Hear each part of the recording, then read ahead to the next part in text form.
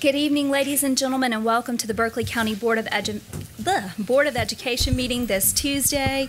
Lord, I don't know the date, June 13th, 2017. I call this meeting to order, and I declare a quorum is present and the media has been notified. Do we have a motion to approve the agenda? So moved. Second. There's a motion by Mr. McQuillan, a second by Reverend Spann to approve the agenda. Is there any discussion? Hearing none, all in favor, please respond by saying aye. Aye. All opposed, nay. Now please stand for the Pledge of Allegiance and a moment of silence. I pledge allegiance to the flag of the United States of America and to the republic for which it stands, one nation, under God, indivisible, with liberty and justice for all.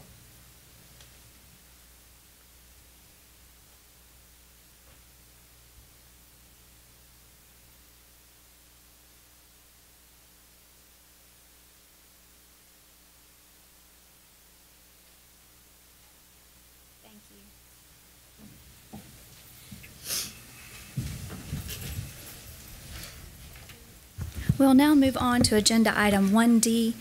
Is there a motion to approve the minutes of the regular meeting of May 23rd, 2017? So moved. Second. I yield. There's a motion by Reverend Spann, a second by Mr. Ramsey, to approve the minutes of the regular meeting of May 23rd, 2017. All in favor, please respond by saying aye. Aye. Aye. All opposed, nay. The minutes are approved. Next, we'll move on to legacy builders and special recognitions, and we have lots of exciting recognitions tonight. Dr. Porter. Thank you, Madam Chair. Board members, Mr. Jackson, Berkeley County Schools has teamed up with All Care Living Services to present adult community members with a training opportunity that puts them on track for a rewarding career in the healthcare field. This opportunity has turned into another wonderful success story for our district, as many of us know. To tell us more, please welcome our very own CTE Director, Miss Tana Lee.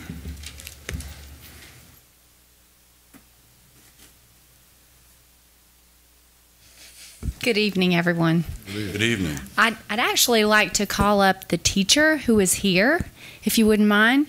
Miss Wiesner, I believe she is the best suited to tell you guys exactly what went on in the classroom and how prepared our students are for an opportunity in the future.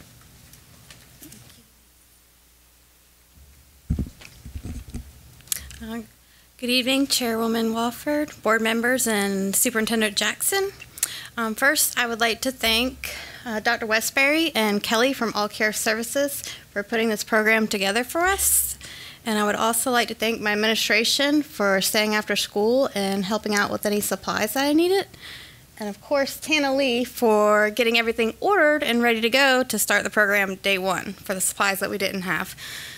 So we partnered with All Care to implement a home health aid program out at Timberland High School. The program was 8 weeks long. We met Monday, Tuesday, and Thursdays after school. The first session was for current students from 410 to 510, and then we offered an adult session from 520 to 620. The kids learned basic home health aid services such as bathing patients, transferring patients, brushing their teeth, basically similar to a CNA type program. They also learned how to do vital signs and so on and so forth. They then tested with All Care at the end of the program, and all 10 of the kids passed. And then the 2 adult kids, they still have to take their tests as well. And we have 6 students that are going to currently do a paid mentoring internship or jobs with All Care Services. If they're not 18, they can't technically work yet. So if they're 17, they're going to be offered paid internships. And they're going to be starting their orientation with that company Saturday coming up. So, overall, the program was really good. I saw a lot of growth in my students. I had many students that were kind of shy, kind of shaky like I am right now, but who were nervous working with kids that they had never worked with before, even if they were in the same classroom. They were nervous about taking like heights and weights, but towards the end, they showed a lot of maturity. They could go and give like a PG rated bed bath to each other or brush each other's teeth without laughing. When before they would laugh about, simple bodily functions. So I hope to continue the program, or I hope that other companies will come in and give these programs to our students. It's a good entry-level career. Not only can they work while they're in college, or still trying to figure out what they want to do with their lives, but it also gave them a lot of soft skills that are useful, not just in healthcare, but in all careers in general.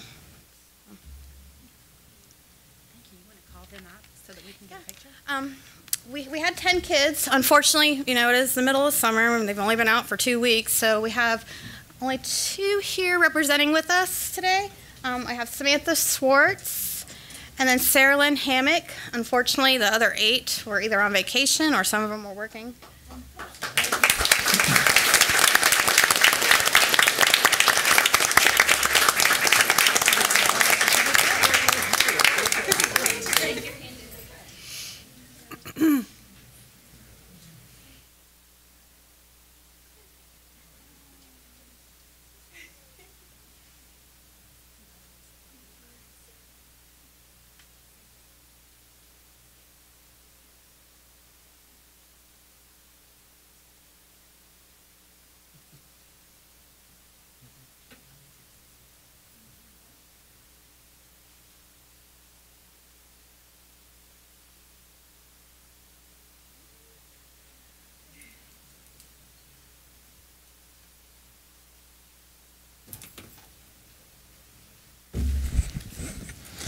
We've all heard that reading is fundamental, and it can be a challenge for students to catch up when they fall behind. Knowing this, Berkeley County Schools has implemented interventions to help students who are struggling with reading. Tonight, we'll meet one student and his incredible story. With the introduction, please welcome our Chief Academic Officer, Dr. Kevin O'Gorman.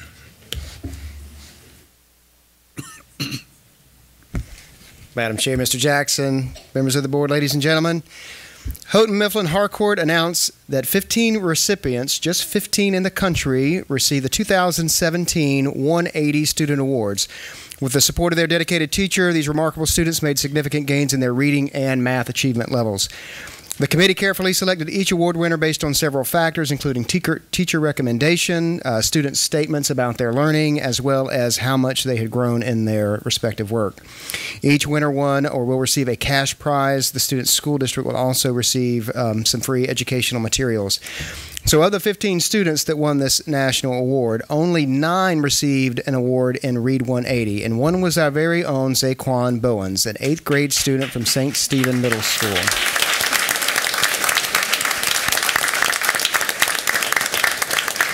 So from the folks that know Zaquan the best, here's what they had to say. Since starting Read 180, Zaquan's mindset and behavior toward reading has changed. He now enjoys reading in and out of the classroom, and one of his favorite things to read is a speech Martin Luther King Jr. delivered to a group of middle schoolers called What's in Your Life's Blueprint. Miss Allison Crawford, who nominated Zaquan for the 180 Student Awards, is proud of Zaquan for his Lexile growth. Are y'all ready for this? 134%. 134%. So for that growth, as well as his positive attitude and mature behavior that motivates his peers. Let's give him one more big round of applause. Miss Fleming, you want to come on up? Zaquan, do you have a parent that came with you? Come on, Mom. Let's give her a big round of applause, too.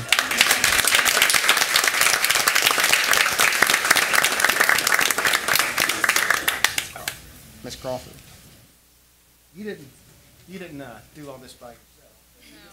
No.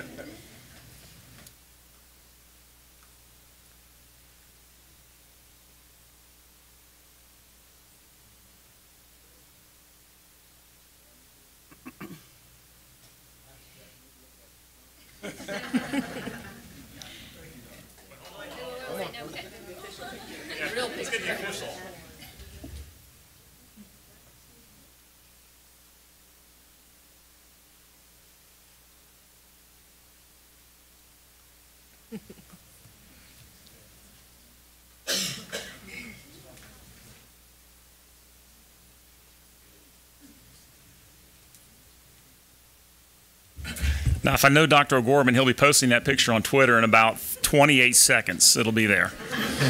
Okay, here we go. Mr. Ramsey, this is your portion of this night's festivities you've been waiting for. The sports recognitions are Hanahan High School all night long. We'll, of course, begin with the ladies to spotlight the 2017 state champion girls softball team. It's Principal Rick Raycroft and Athletic Director Don Smith.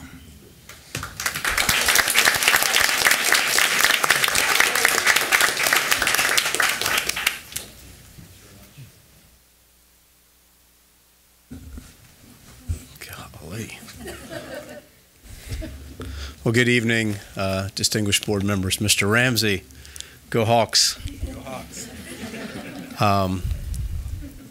Chair Wofford, I've said this before, she was my favorite student I ever taught, so long time ago. No, I know, it was just 3 or 4 years ago. Superintendent Jackson. It's a real honor to be here tonight. I'm embarrassed to get a round of applause coming up here because this night is about these outstanding young ladies from our softball team. They represented Hanahan High School with such amazing class. We talk a lot about character and building character among our students in every high school in the district, in every school in the district. And I will guarantee you one thing, they were up against it in an extremely competitive, difficult state championship tournament.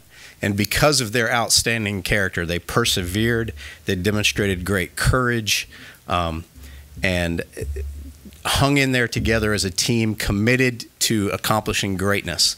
And after about 17 hours in Columbia, in the 12-hour marathon, 12-inning marathon of the final state championship game against the winningest softball program in the state of South Carolina history, Hanahan High School's lady softball team, the amazing Hawks, drove in that winning run, and the rest, as they say, is history.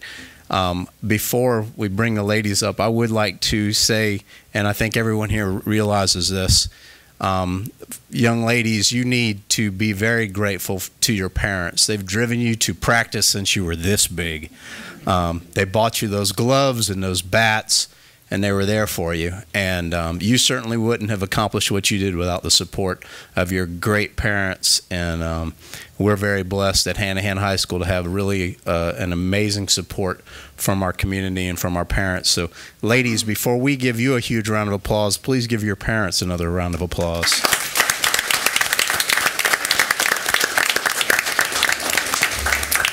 Now, Hanahan accomplished something no other Berkeley County school did. We won 3 state championships in 1 year. We didn't do it in 1 year. We did it in 1 week.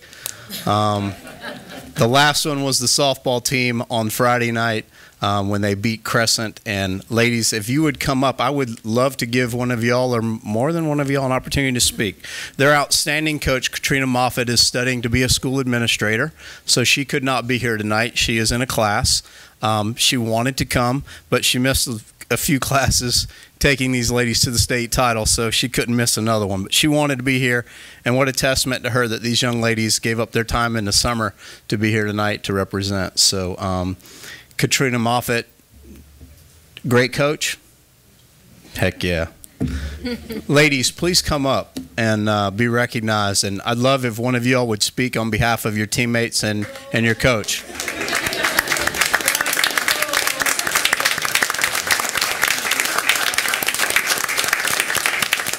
Anyone want to speak? No one wants to speak on behalf of Coach? Okay. Kendall Grubb. Introduce yourself. Hello, I'm Kendall Grubb. I would just like to say that I'm very thankful for all of them, and we've pretty much grown up playing together, which is it means a lot to me. And I'm thankful for all the coaches who have helped me get to this spot and all of the parents. And it's definitely once in a lifetime, so I'll remember it forever.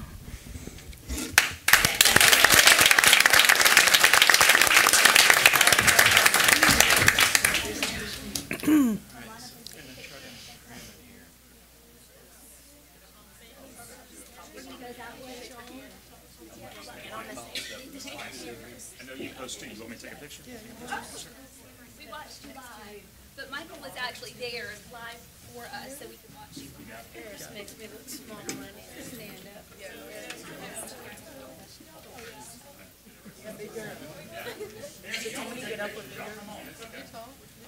All right. This is a picture of Mr. Ramsey, so everybody smile. And he'll post this in about a minute. And I took 5 of Mr. Ramsey. There's a good one in there, I promise. Where's the official one?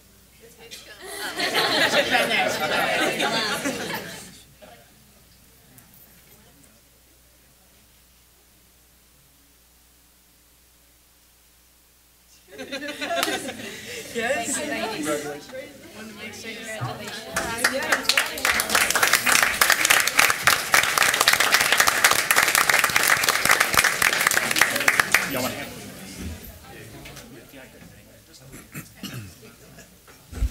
Well, while we have the floor, we have a couple other state championship teams we'd like to talk about. Our men's tennis team is undefeated over the last 2 years and have won consecutive 3A state championships. The players are all actually playing in the Southern Regionals this week, so they couldn't join us, but their coach, Glenn Cobb, is with us. Glenn, come on up.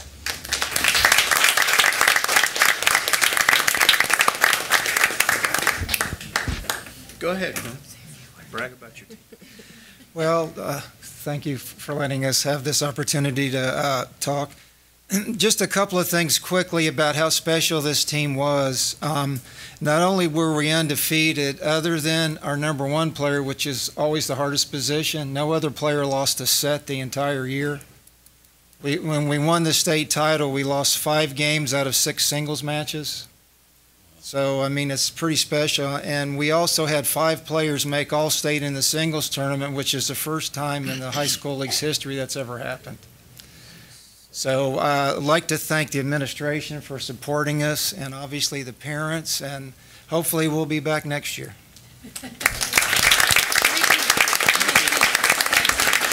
What Glenn did not share with you in the individual state tournament, we had the individual 3rd place overall, the individual 2nd place overall, and the individual state champion, and the individual 5th place overall out of our 6. And the other key thing that Glenn left out is none of them are seniors. Wow. And that's across all classifications. That's incredible.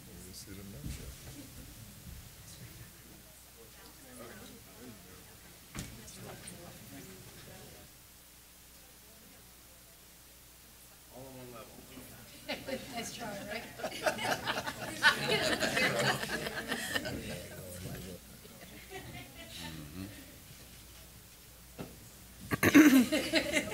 Tried to get a little height in there.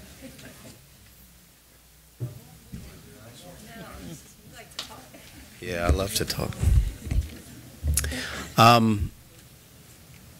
Though they're not here, and Glenn did mention them, the tennis parents, they travel all over the country, just like the softball parents do, taking those kids to compete. And as I said, they're in the Southerns this weekend, so they're traveling again. They've got their kids loaded in the car and on the road. So student athletes, always remember that support that you get from your parents. Don't take them for granted. I'd like to introduce to you the head coach of the state championship boys track team, also from Hanahan High School, by the way. And ladies and gentlemen, before I bring him up, I would like to say this about him. This young man, David Morbitzer, his middle name is Hawk, by the way, not making that up, is an outstanding classroom educator. The girls that are in here that have had his class will tell you he is an amazing teacher, and it transfers into the football field when he's coaching offensive line and certainly when he's coaching track and field. So, Coach Morbitzer, if you'd come up and talk about your state championship track team, please. Don't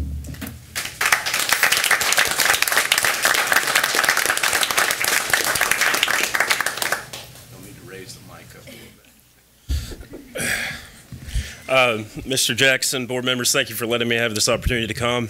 Mr. Raycroft, Dr. Smith, thank you for all your support. This track season started off well. We knew we had a lot coming back. We have probably one of the best sprinters in the country, and Quincy Mitchell. He was also the low country track athlete of the year this year.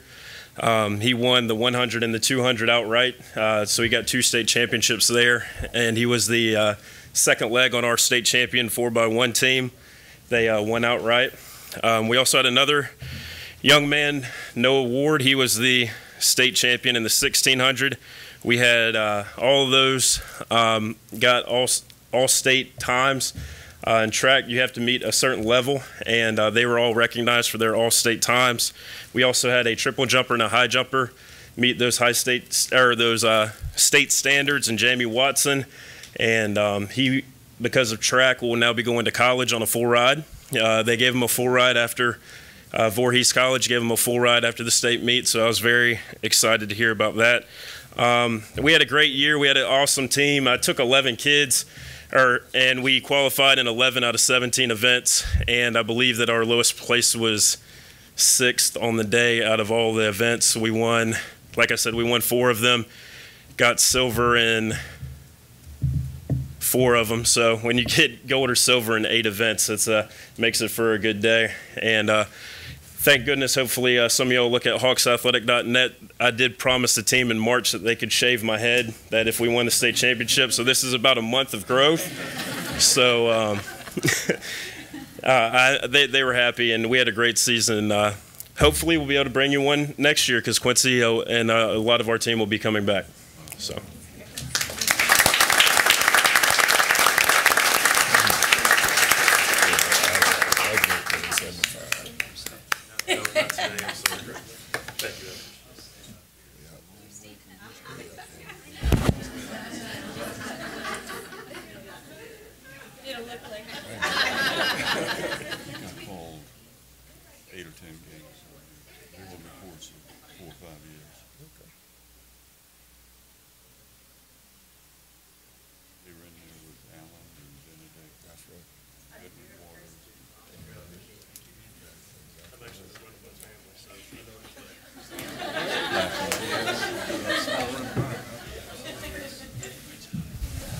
I'd just like to say on behalf of all the principals in Berkeley County that we are extremely grateful for all the support that we get from the board and from the superintendent in our athletics and in our academics. So thank you all so much. Thank you.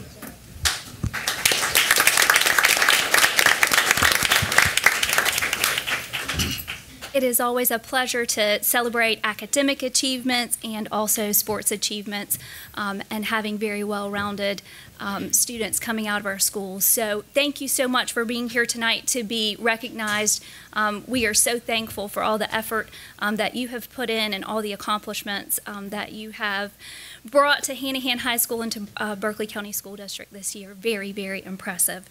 If you came just to be recognized, this is a wonderful time to get to go home and not sit through the next 3 hours of school district business, but we do thank you for coming.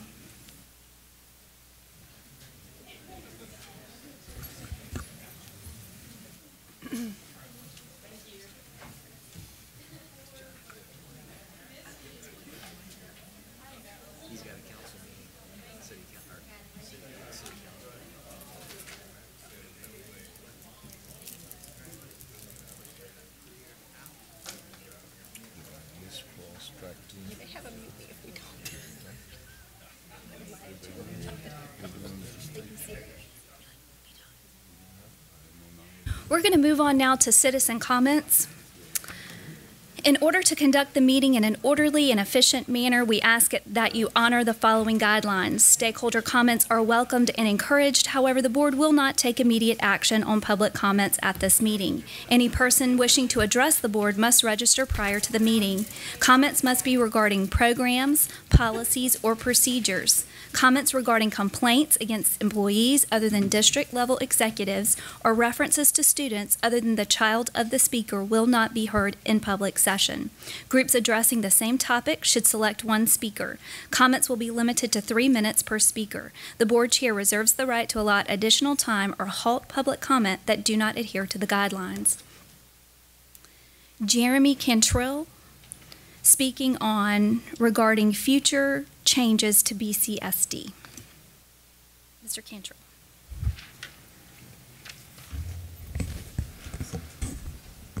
Okay, Madam Chairwoman, Superintendent Jackson, ladies and gentlemen of the board, thank you very much for your time. I'd like to go ahead and request maybe an additional 2.5 minutes for a total of 5.5 minutes. I've got it typed up and I've practiced a couple times. So Please move through I'll as make it quick. efficiently All as right. possible.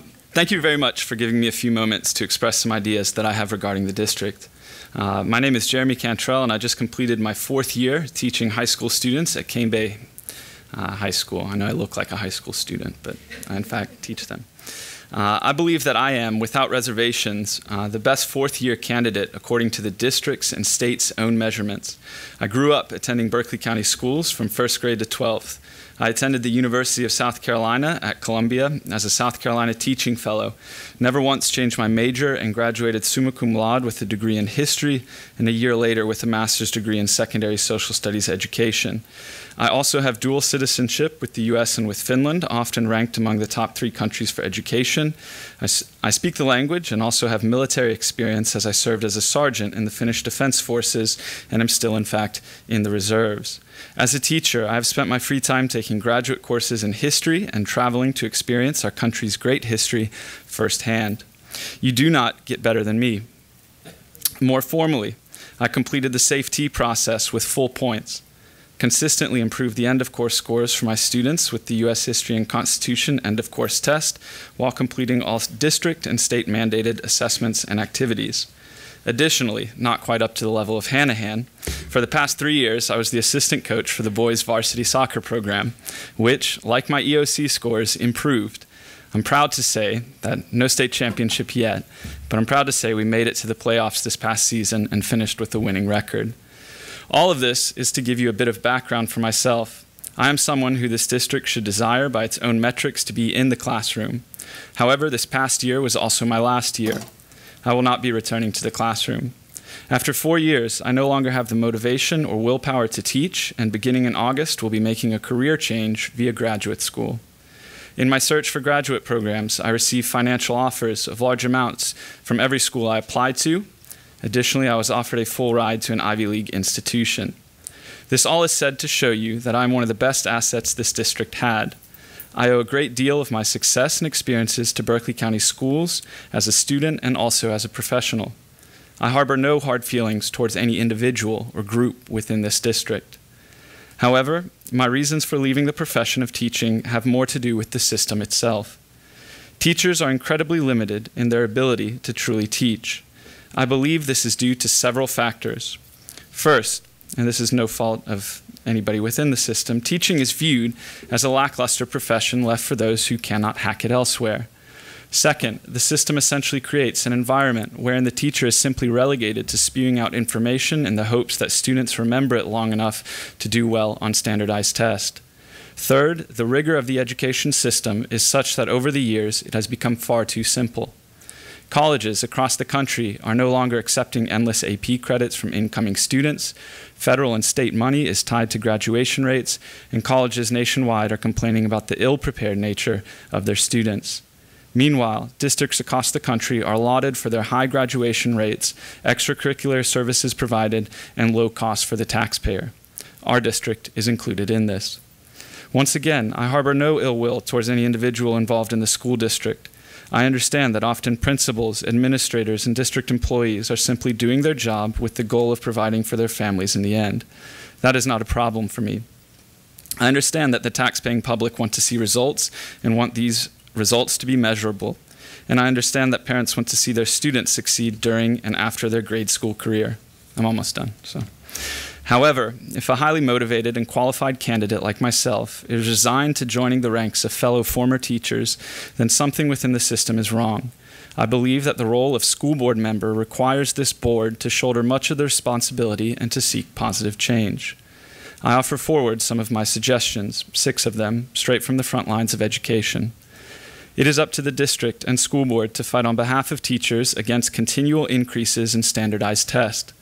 During the 2015-16 school year, if every test would have been given in my classroom, I would have been testing 1 out of 3 days in a school week.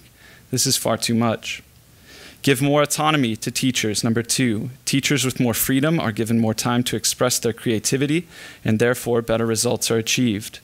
Number 3, raise hiring practices for the district. Alternative routes to certification are unheard of in the top performing countries of the world. My Finnish teacher friends, for example, have at the very least a master's degree.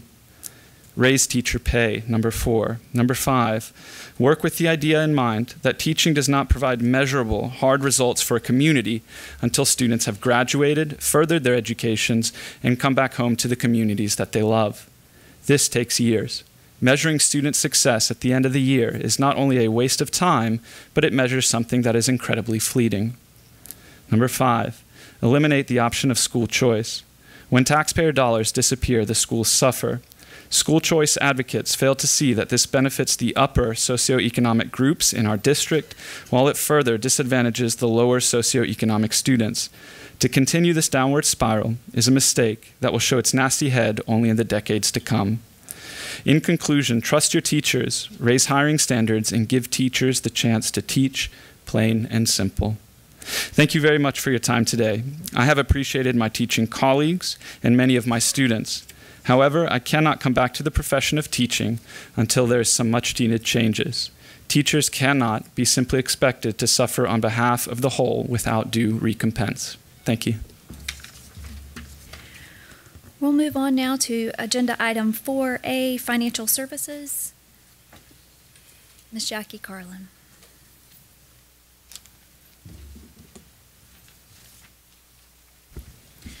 Good evening, Madam Chair, Superintendent Jackson, ladies and gentlemen of the board.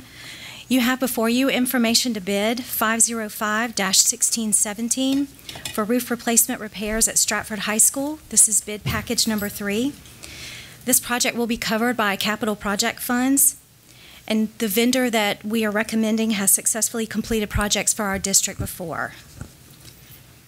We ask that you award 505-1617 for roof replacement repairs at Stratford High School to Exterior Solutions of Georgia, doing business as Bone Dry Roofing Company, for a total project cost of $598,400. Madam Chair, I make a motion to approve IFB 505-1617 for roof replacement and repairs at Stratford High School to Exterior Solutions of Georgia, DBA Bone Dry Roofing Company, for a total project cost of $598,400. Second. There's a motion by Ms. Lee, a second by Reverend Spann. Is there any discussion? Will the completion be before the school starts? That is the intent, yes, sir. That's always a problem for the beginning of the year when there's roofing going on and so forth. Yes, sir. I would appreciate the district trying to expedite that as quickly as possible. Yes, sir. I will convey that. Ms. Lee? What areas does this cover? I noticed that there's the base area, I guess the 317 squares, there's the 409 squares and the 44 squares that were not bid, I guess? Yes, sir. What we are going to do is Area J, which is considered the original wing of the high school.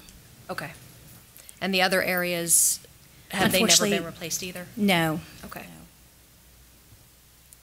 Will we be rebidding that? Or I'm sorry, reposting that? Yes, at some point we will. Any other question or discussion? Hearing none, we'll call the question. All in favor of approving IFB 505-1617 for roof replacement and repairs at Stratford High School to Exterior Solutions of Georgia, doing business as Bone Dry Roofing Company, for a total project cost of $598,400, please respond by saying aye. Aye. All opposed, nay. We'll now move to agenda item 4B.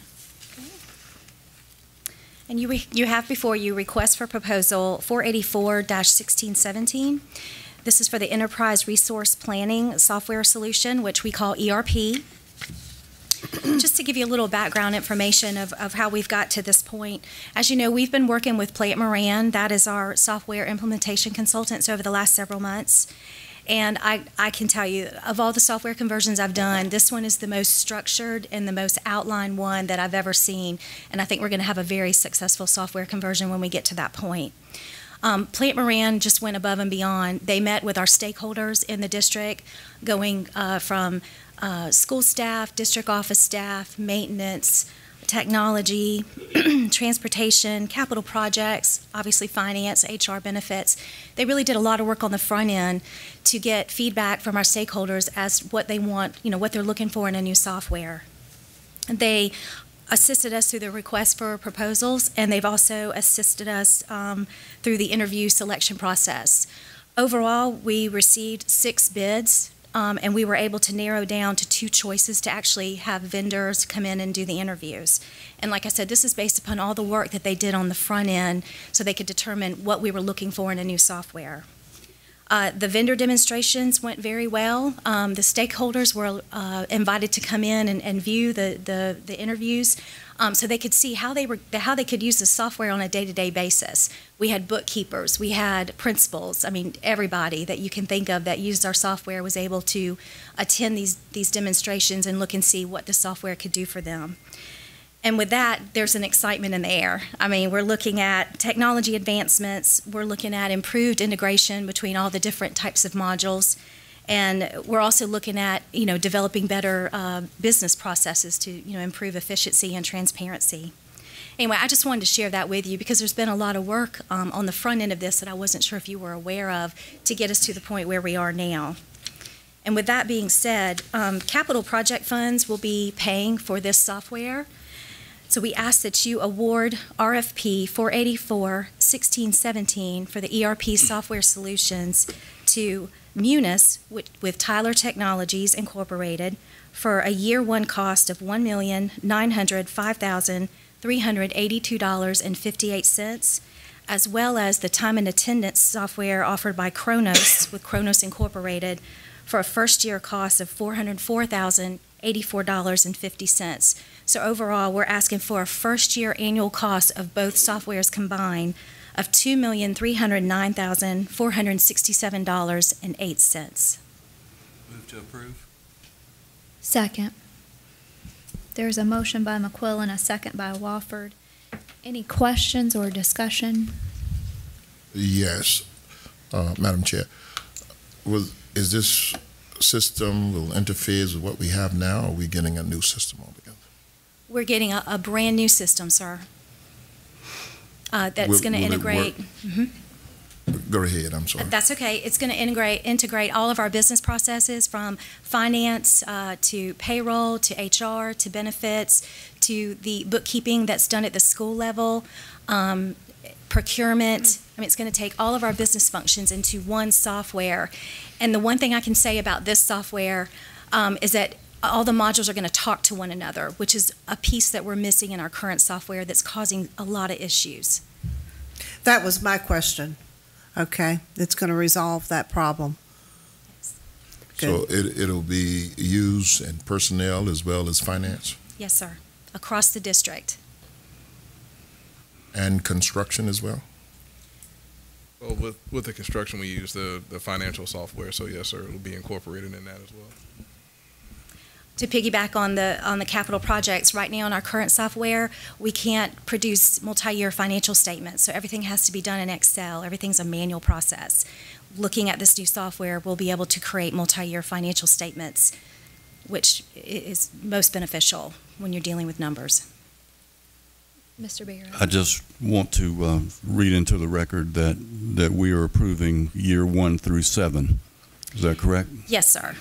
And you have a breakdown of all the different years. A total cost of over $6 million. Yes, sir. So I just wanted that to be made public, that it's not just a one-year item for the $2 million. Right. It's a 7-year project for over $6 million. Yes, sir. Okay. Our first year is the most expensive because we're buying the actual software. Year 2 through 7 is actually buying the maintenance agreements.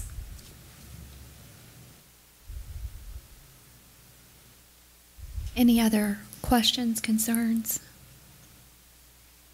I'm good. If it resolves a lot of the issues that we've been confronted with, I think it'll be well worth it. I think the return on the investment would probably at least even out to a certain extent.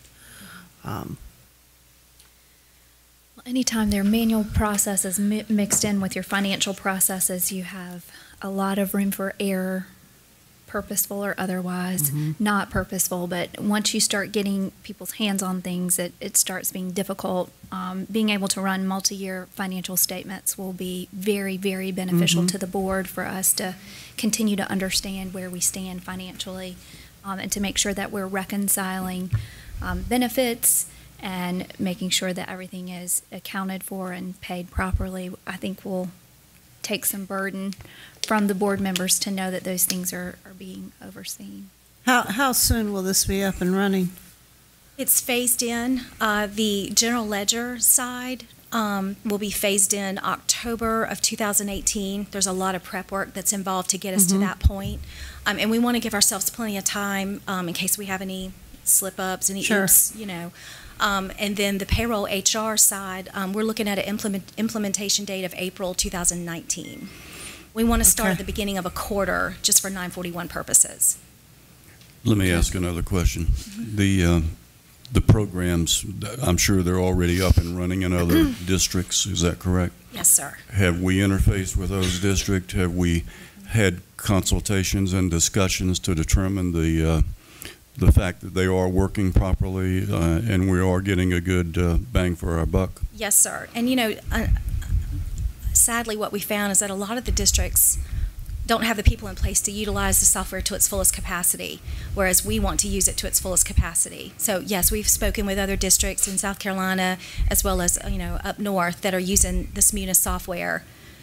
And, you know, we asked for what's the good, what's the bad, what's the ugly. You know, we want to know those things without Munis on the phone with us when we were, you know, when we were calling and you know, doing our reference checks. Any local districts that are using these? Yes, sir. Charleston County Schools is using it. Okay. Not this particular version, but they are using a Munis software, ERP software. All right, thank you. Hearing none, we'll call the question.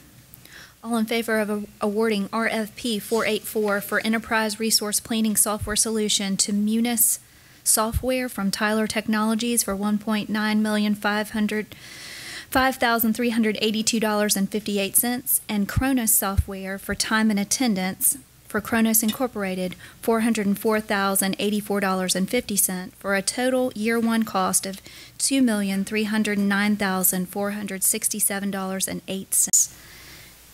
Also, to note, Mr. Barrow, this is a multi-year commitment that will total approximately $6 million at the end. Thank you. All in favor, please respond by saying aye. Aye. All opposed, nay. We'll now move on to agenda item 4C. You have before you our funding flexibility form for the fiscal year 2016-17. And basically what this form does is it gives the districts permission to move appropriated state general fund revenues from one place to another. This form has to be turned into the State Department by June 30th each year, and it all goes back to accountability. And so we ask that you approve the funding flexibility fiscal year form 2016-17 for provisos 1.28, 1.33, and 1A.14. You're saying every year we have to send this to the state? Yes, sir.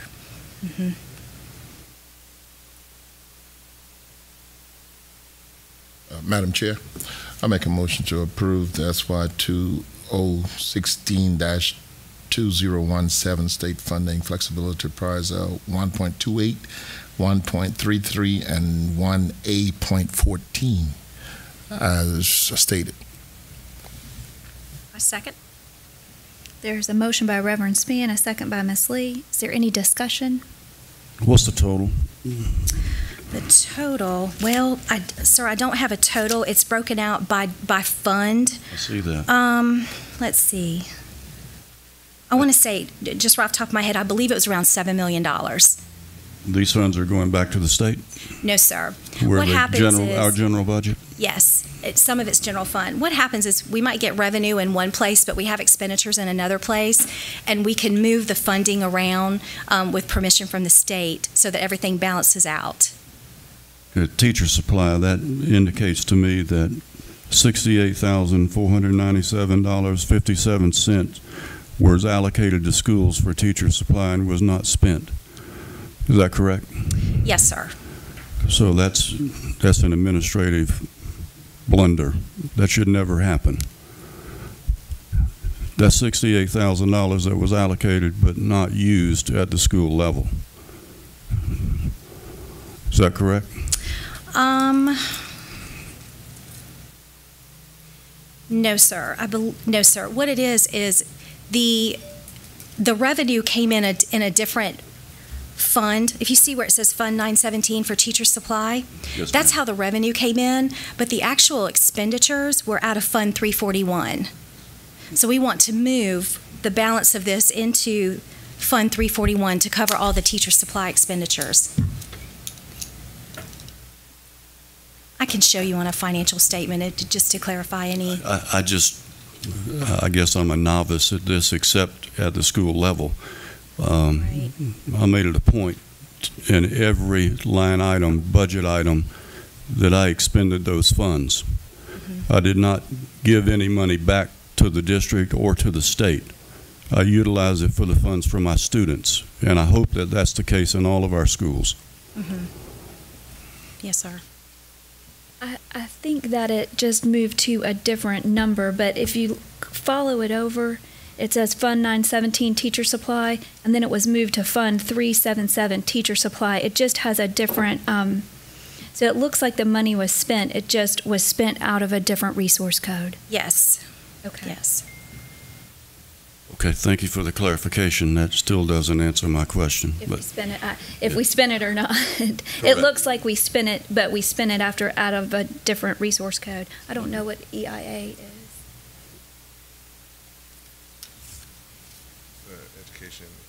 Education Information Act, yes. So it was spent, it was just spent, not. 377. It was spent out of 377 instead of 917. I think what you're asking for in the future is better justification on why we received it in one fund and moving it to another, and we can certainly do that. We can certainly do that. Thank you. Okay. Any other discussion, questions? Hearing none, we'll call the question to approve the 16-17 state funding flexibility provisos 1.28, 1.33, and 1A.14. All in favor, please respond by saying aye. Aye. Opposed, nay. Okay. We'll now move on to the budget update.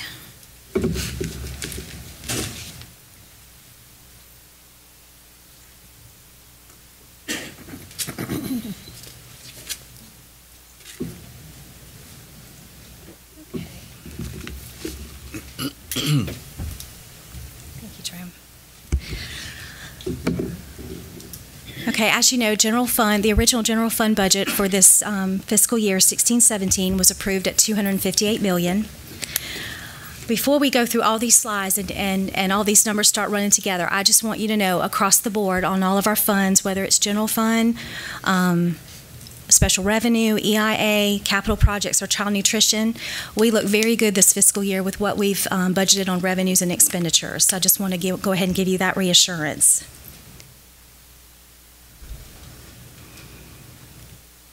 Okay, so on general fund revenues, year to date through the end of May, we've received $235 million with 9% left to receive. If you'll notice in the balance column, the $5.6 million, that is what we're expected to receive from fee and lieu as well as multi-county parks.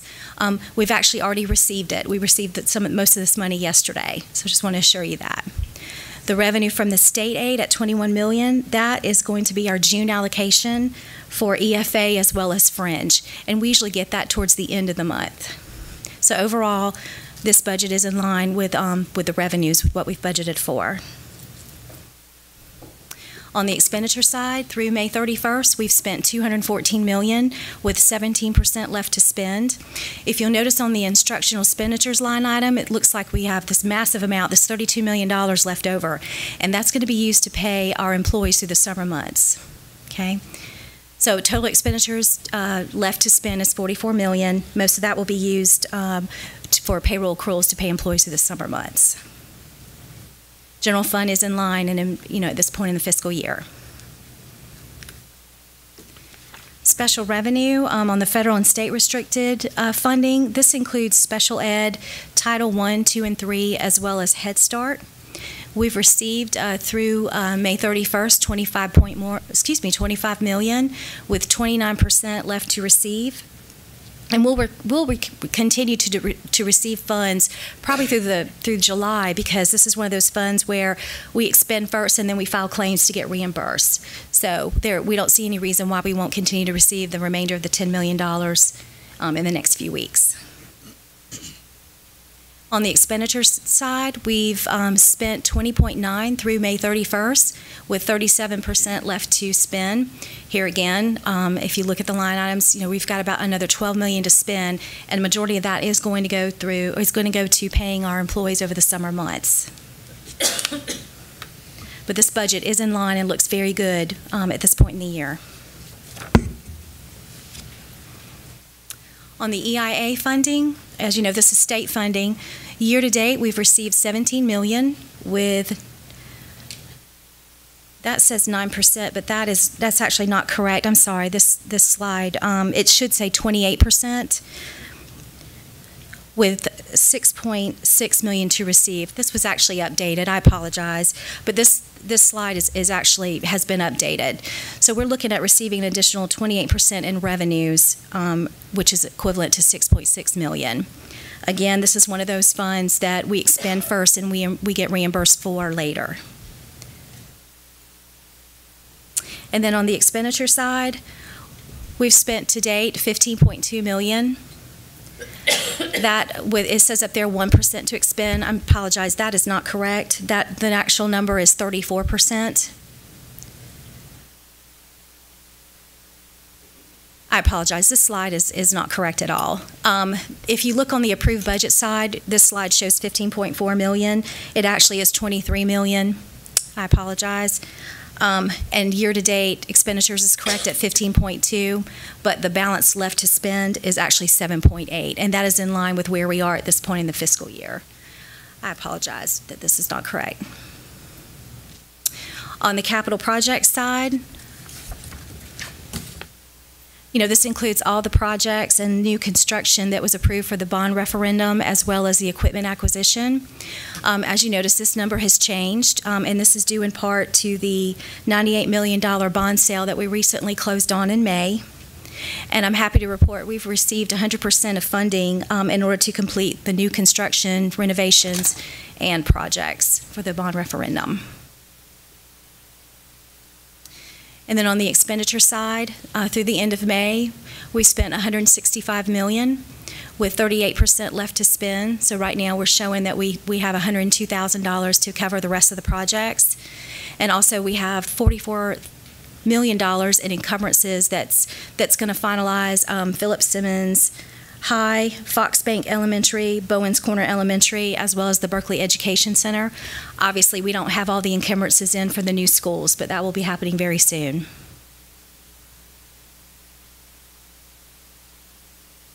And then on the food service side, month to date, we've received $14 million in revenues, with 23% left to spend. As you know, this revenue comes from federal as well as local money. The local side is coming from the breakfast and lunches that are paid for by students as well as teachers. So we are looking at receiving an additional $4 million between now and the end of June. And then on the expenditure side, we've spent year-to-date $15 million, with 17% left to spend. Here again, this is one of those funds that will continue to pay our employees through the summer months. But all in all, this budget is in line for the fiscal year. Jackie, on the food service, does that include our summer feeding programs that we have? Yes, it does. Thank you. I should have mentioned that. Yes, it does. Do you mind making the updates and posting them back available to the board docs? They are online, correct? I did check that. I just don't have the correct one up here. Okay. But yes, I will verify that again. Okay. Yes. I'll say what's in my board docs looks like what you're presenting. It does? Okay. On board docs. All right, I'll check it again. Let's make sure what we post to the public is accurate and post back to board docs is accurate. Yes, sir. Yes, ma'am. Any other questions or concerns? How do you get your figures? Is it generate through your software, or you put it on manual? Yes. Is this the new software that we're buying, or No, is this the this is old Smart software? Fusion. Say it again? The reporting comes from Smart Fusion, the current software that we're using. I just put it in a format where it's easy, it's easier to put on a PowerPoint. Mm-hmm. It's several line items, but it's just a lot of it. This is one. It's just a lot to put on one PowerPoint. Right. So I try to consolidate it. Okay. So it'll be updated on the board docs? Yes, sir. We'll post an updated one, and then what we'll post to the public on the website will update to be accurate. We'll move, if no one has any other questions or comments, we'll move to the final financial services agenda item, the first reading of the budget, of the general fund budget.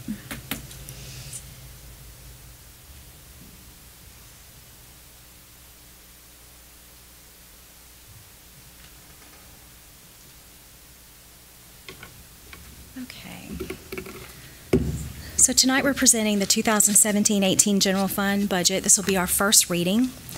The final state budget was just passed last week, and all of the changes that were included in there, the state budget, all the state's changes have been incorporated into this budget that we're preparing tonight for the first reading.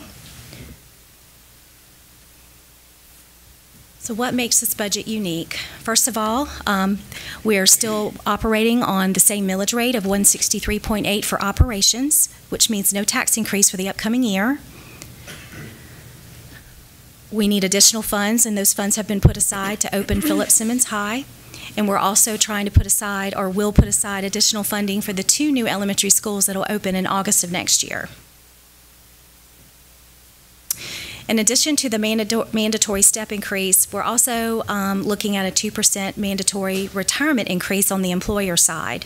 One of the changes that came about in the state final budget is instead of the funding coming directly to us, PEBA, the funding went directly to PEBA, and what they're going to do is issue us a credit invoice, and I believe that we're looking at an October and November time frame.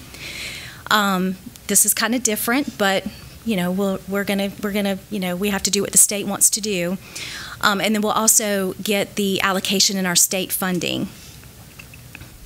And moving forward, we don't know at this point how the state's going to handle the future increases, but we're still looking at a 1% retirement increase on the employer side through the year 2022. When we look at what our salaries are at right now, that's going to be an additional $1.6 million that we're going to have to factor into our budget moving forward. The increase of $179,000 on the teacher fringe benefits, that's coming from the state as well. As you know, we're looking at a 3.3% health insurance increase that'll take effect in January, and that's a line item in our budget for $905,000. But this $179,000 that we receive from the state will go towards that budget. And then I'm sure you know, when the state passed their budget last week, they actually reduced the base student costs. We're getting an overall increase from last year at $75 per student, but that did impact our budget somewhat, and I'll be able to show you that in the upcoming slides. So our new base student cost is going to be $2,425. Here again, these are our board budget priorities. There are several items on this list that we were able to address in our new budget. For example, the supporting of no millage increase, special programs, restoration of prior year budgets that had been cut, especially with the supply side.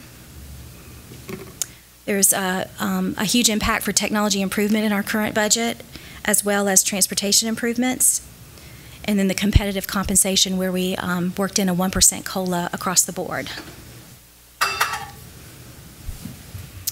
So this is what we're looking at for our revised revenue increase projection since the state passed their budget last week. The line items that have changed are bold and italicized. So on the local tax side, nothing has changed. We're still expecting to receive an additional $12 million from local property tax assessments. Unfortunately, we're not looking at an increase in fee and lieu at this point.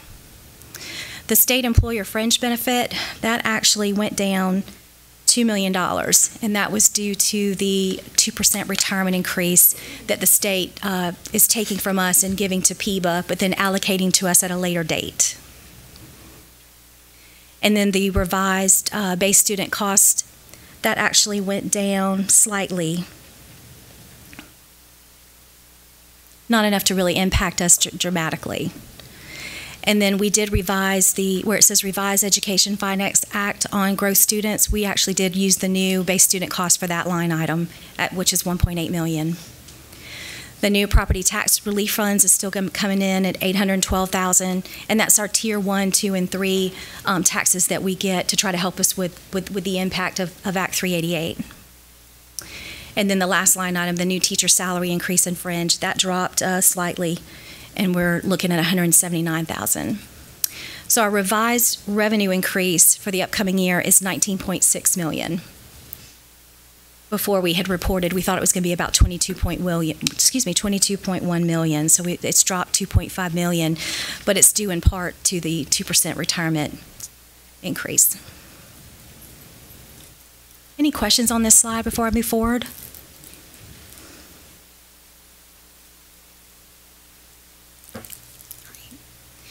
All right, so here's our funding request for the year. You know, we just carried forward the total projected revenue from the last slide. We've got our district-wide step increase at $2.2 million. That covers every single employee in our school district. I've removed the $3.2 million line item that was there at the 2% retirement increase, because now that's going to be covered by PEBA as well as state allocation. The intent is that they will absorb that expense for us, that we will not see, an expenditure for that, this budget year coming up. And we've built in the $905,000 for the 3.3 health insurance increase. Like I said, that will take effect in January. And then we've got a 2% increase to services, supplies, and equipment district-wide. And I want to remind you that we're doing the supplies allocation to the schools for classroom supplies based on their 135-day ADM. A lot of them don't know that, but when they see their budgets, they're going to be very, very excited. And then we have the $2.4 million for the opening of Philip Simmons High. And then we're increasing our fund balance by $2.3 million in preparation for the opening of Bowens Corner Elementary and Fox Bank Elementary next year. And then the next 3 items are actually addressed on next slides. You can kind of see what makes up those numbers, and that's the board priorities, the school level budget requests, and the district level budget requests. But we're looking at a total funding request of $19.5 million.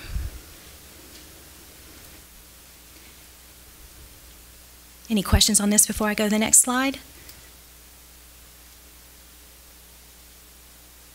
Can you tell me how many maintenance positions were added? Yes, sir, I will. That's the 3rd slide. Yes, sir. I believe there's 8, but we'll confirm that in just a second.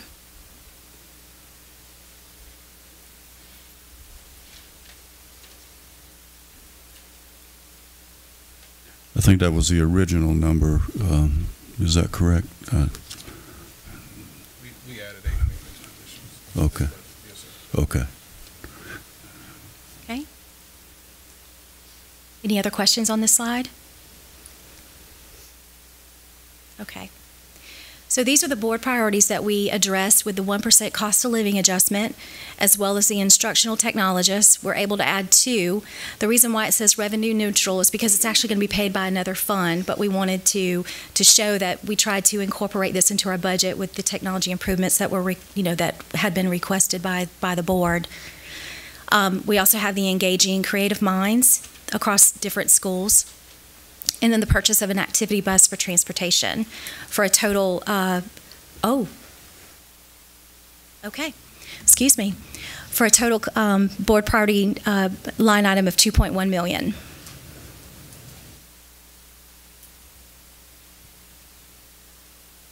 And then our school budget level requests, obviously you can see all of these are positions. There's approximately 63.5 allocations, and 37 of those are teachers on this slide here. This is because of projected enrollment increase, is that correct? Majority of it is, and also need. Yeah, there's some projected enrollment increases, but there's also, some areas that we weren't able to address in previous years, but we were able to address in this year's budget. So that's a good thing. Yes, sir. Okay. Administrative assistants, where would they be? I don't have the exact schools. Now remember, those are employees that are paid on a teacher salary scale. They're paid on a 190-day teacher schedule, but they're given additional days, and they actually support our principals and our assistant principals. It's not an administrative clerical type position. It's a mixture, Ms. Conder.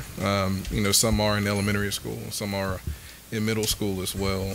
Some of the schools, their enrollment gets to a point where they don't exactly qualify for a full-time assistant principal, and we have a choice.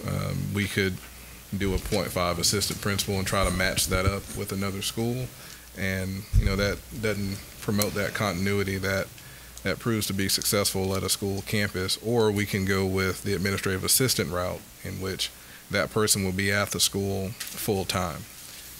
When you do the math on it, it's roughly the same, but the schools, they benefit by having the person there full-time. So we chose to go the route of administrative assistant. Okay. I would be interested to know which schools. We can provide that information to you. I'd like to know. Yes, ma'am. They're certified administratively, is that correct? But they're paid on a teacher salary with a supplement. That's correct. That's pretty much, yeah. I actually had that position once, but I didn't get a yes, supplement. Yes, you did. Yes, sir. Okay. So it's really a benefit to the board financially to have someone certified in administration, but really we're not paying them for that. They have administrative duties and responsibilities and are subject to all types of administrative inquiries, but experience, we prefer to call it experience. Oh, yes. Well, I think that's a good thing.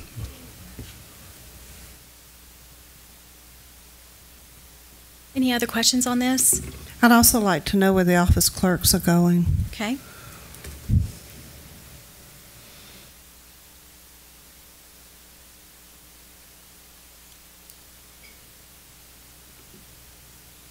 But if you look, our largest allocation line item is going to be teachers. That's where it needs to be. Yes, ma'am. Yes, ma'am. So we're looking at a total school level budget request of $3.7 million.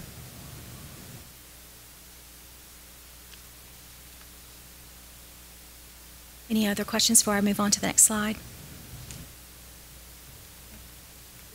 And then this is our district level budget requests. You've seen all these before, but just additional supplies and technology money to support Berkeley Middle College, a digital communications specialist, insurance technician, professional development mentors, the costs associated with implementing the South Carolina teaching standards. We've got additional instructional technologists, additional network support, help desk technicians, student information user account technicians, our STEAM initiative, and then below the maintenance, 8 FTEs. As far as the STEM consultants, is that over there for Philip Simmons where they're opening up the new school, or is that for Philip the Simmons STEAM? High? I see where we got the STEAM consultants. Mm-hmm. I was just curious. Do you know who that goes for? This particular line item is for the schools listed. So it is for Philip Simmons Elementary and Philip Simmons Middle, okay, but not Philip Simmons High. Okay. Does that answer? Okay. Yeah, thank you. You're welcome. Also Daniel Island and Cane Hoy. Yes. That's what I was telling you. I'll say also Cane Hoy and Daniel Island, the schools that feed into Philip Simmons High. Philip Simmons High. It's a Philip Simmons High feeder pattern. I'd like to know a little bit more about your professional development mentors. Okay.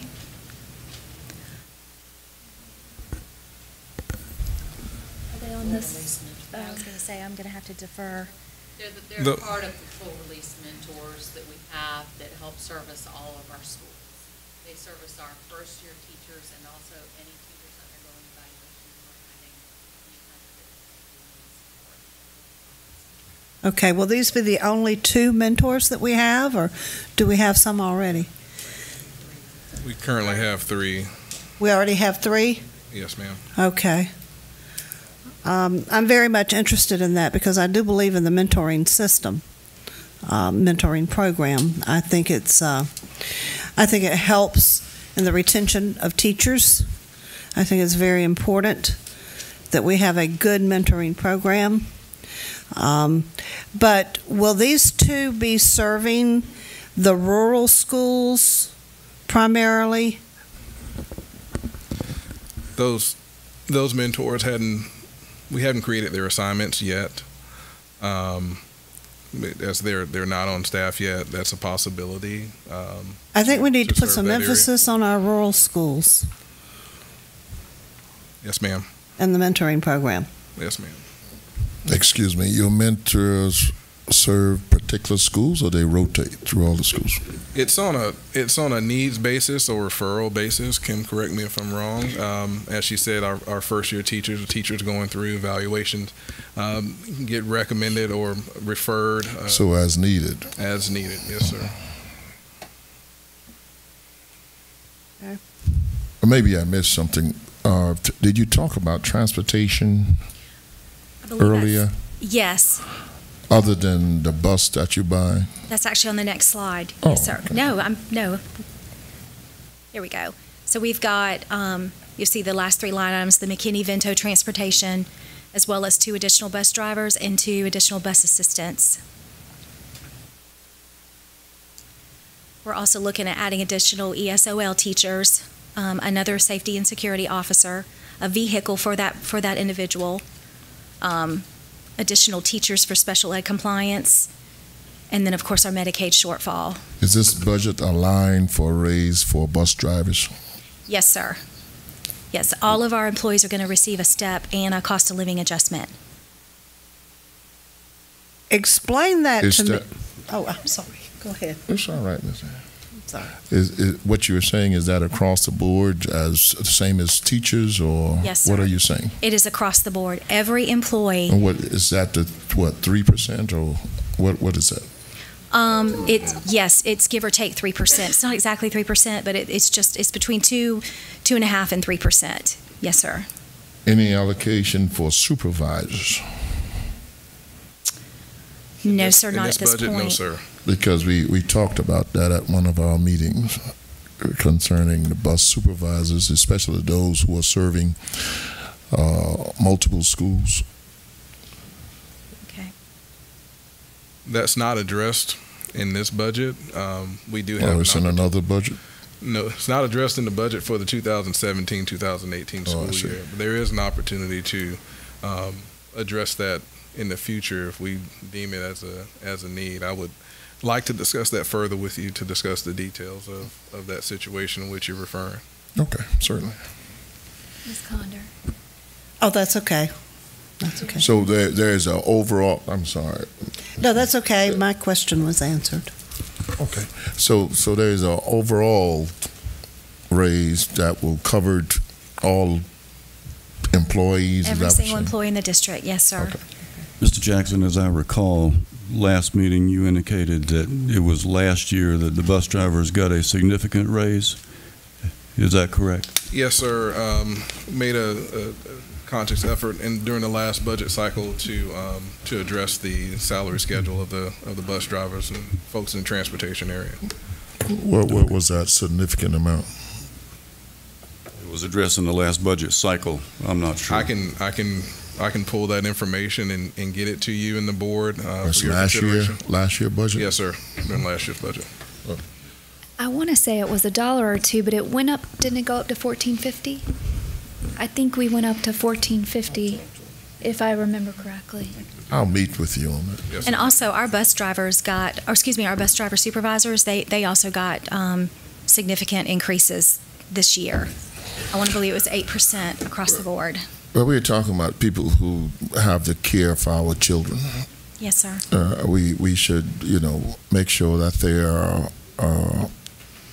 taken care of at least the best we can, rather than to overlook them, because Yes. their job is just as important as anyone else in the district. I understand. Can we look at the ESOL teacher allocations? And I know that's not technically a budget thing, but if I can just kind of bring it to everybody's attention.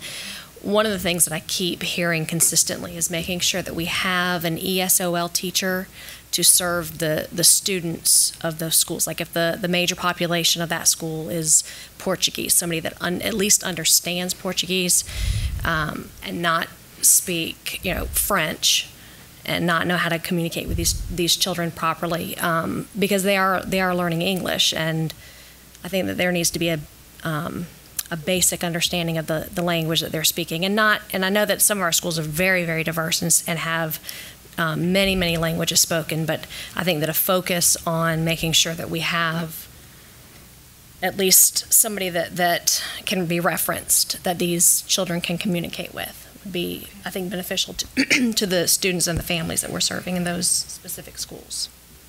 Yes, ma'am, I do agree. I think, when we're going through the interview phase and hiring phase and actually placement of the ESOL teachers, I think those are things that are taken into consideration. But as you mentioned, I believe it can be difficult at times. There are certain schools where there are a number of languages spoken, by the students or in their household, and that's how they qualify for those ESL services. So, you may have somewhere it's a pretty tough split. You may have 30% Portuguese and 70% Spanish. I'm just, throwing out some numbers there, but, it can become difficult there. But those are things that are taken into consideration, and I believe the staff hears you when we go to place these additional 10 FTEs throughout the district in our schools. Thank you. I appreciate that. Yes, ma'am. So overall, the district level budget request, we're requesting $3.2 million for all the different line items you just saw on this slide and the one prior. I do have one question, okay? On our buses, not all of our buses have bus assistants or monitors, correct? That's correct. Okay.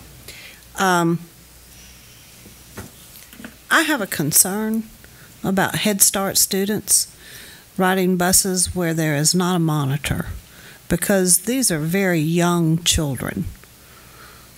And, I feel very strongly about this.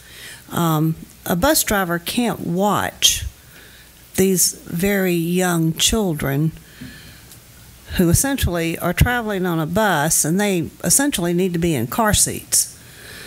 And the way the buses are made, I'm not real sure how safe it is to have them unaccompanied by an adult or someone who can keep them from climbing over seats or under seats or falling under seats. I'm just a strong advocate for making sure that these young children are not left unattended on these buses. Yes, ma'am, I share your concern as well. I'm not sure that that's a widespread practice, but it seems like you know of a situation in particular. Yes, in my district. I would like to discuss that with you, so let's see if we can address that issue. Okay.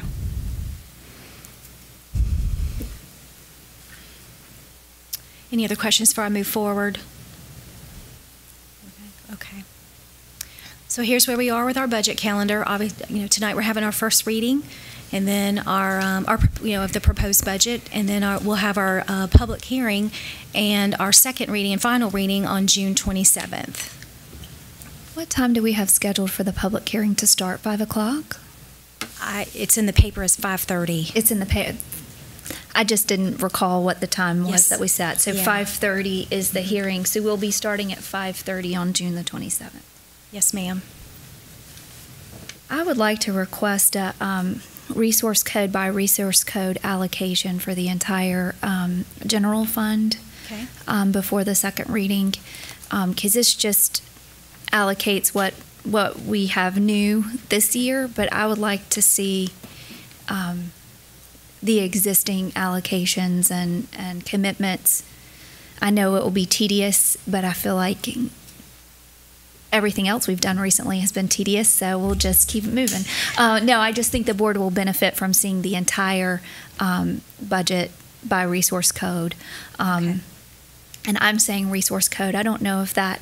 I think you mean by function. You want to know how much we're budgeting for kindergarten, how much we're budgeting for elementary. Yes, ma'am. Yes. But okay. Like, we're going to approve this proviso that we moved money from one fund to another fund. Mm-hmm.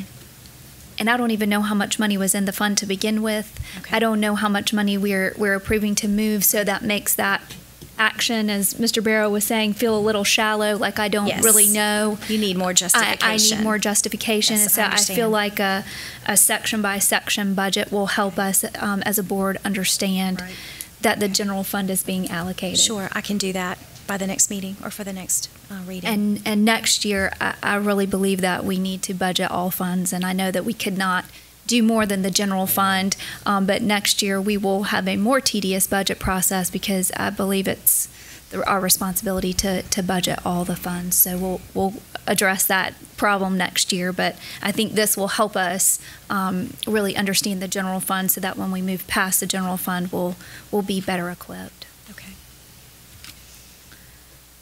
Any other comments or concerns? Okay. Thank you.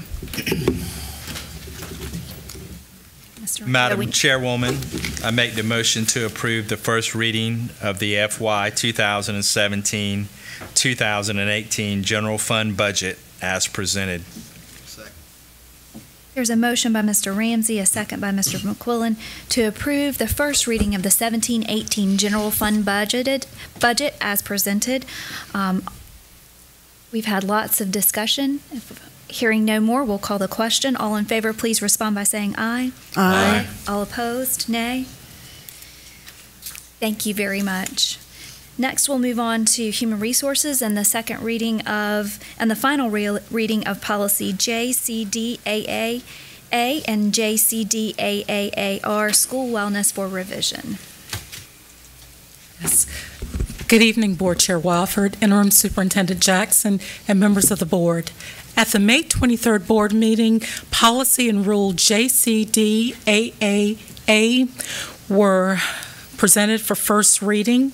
During the board discussion of the policy at that meeting, several recommendations for changes to the initial revision of the policy were made. The policy was then returned to the Coordinated School Health Advisory Committee and Council for further review. Recommended changes were incorporated into the revised policy being presented tonight.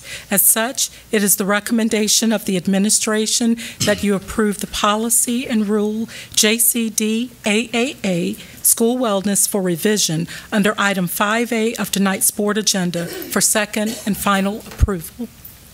Madam Chair Lady, I make a motion to approve second and final reading of policy and rule JCDAAR,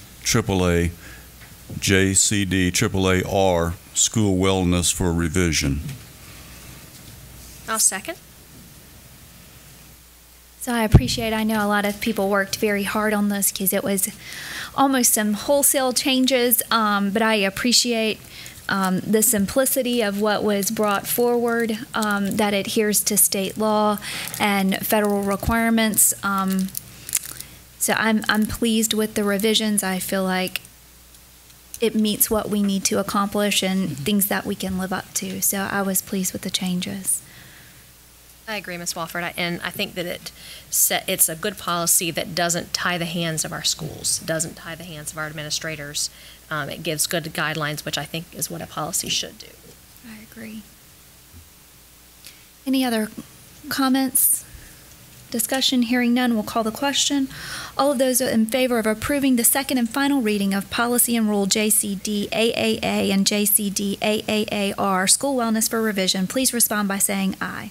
Aye. Opposed, nay. The motion passes.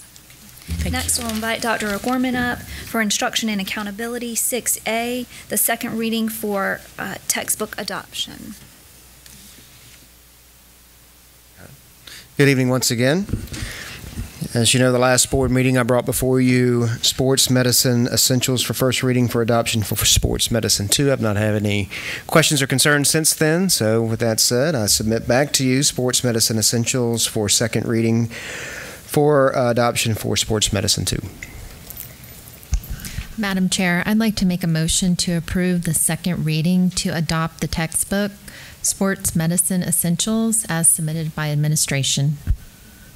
I'll second. There's a motion by Ms. Kelly, a second by Ms. Lee. Is there any discussion? Hearing none, we'll call the question. All those in favor of approving the second reading of sport for the textbook, Sports Medicine Essentials, as submitted by administration, please respond by saying aye. Aye. All opposed, nay. Thank you, sir. Thank you. Up next, we'll move on to the state and federal report card update. Thank you very much. In case you don't recall, I reported state assessment results to you back in December. It was not in the form of a report card. We actually haven't had a report card since 2014 due to changes in state testing, and I'm going to walk through a little bit of the history of that really quick with you. This is really a heads up as to what is going to impact the district in terms of testing and accountability, and not just next year, but in the years to come. And I think it has a significant impact. And I just want to, have that on the horizon in front of you as we move into 17-18. So, lots of boring information in here that I'm going to make really exciting. Try to, but if you don't take anything else away, number one is we have a lot of change in just a few years. Change behind us and change in front of us. Two is to learn about Lexiles and Quantiles tonight. I'll make that as easy as I possibly can. And diploma pathways and the impact for our students and teachers. So I want to just go through a little history walk here on our elementary and middle grades and testing. So this really goes back to 2012 and 13 all the way to what's going to come to us in 17-18. This top area talks about the standards. So you see a change in South Carolina's standards from 2007 to Common Core to now our college and career readiness standards. And you see how those have shifted over the years. We had different assessments for kindergarten especially, and how those have changed over the years. And so right now, going into 17-18, we have a question mark as to what our kindergarten assessment is going to look like. Are we really calling kindergartners or first graders college or career ready? Yes, college and career readiness standards go K-12.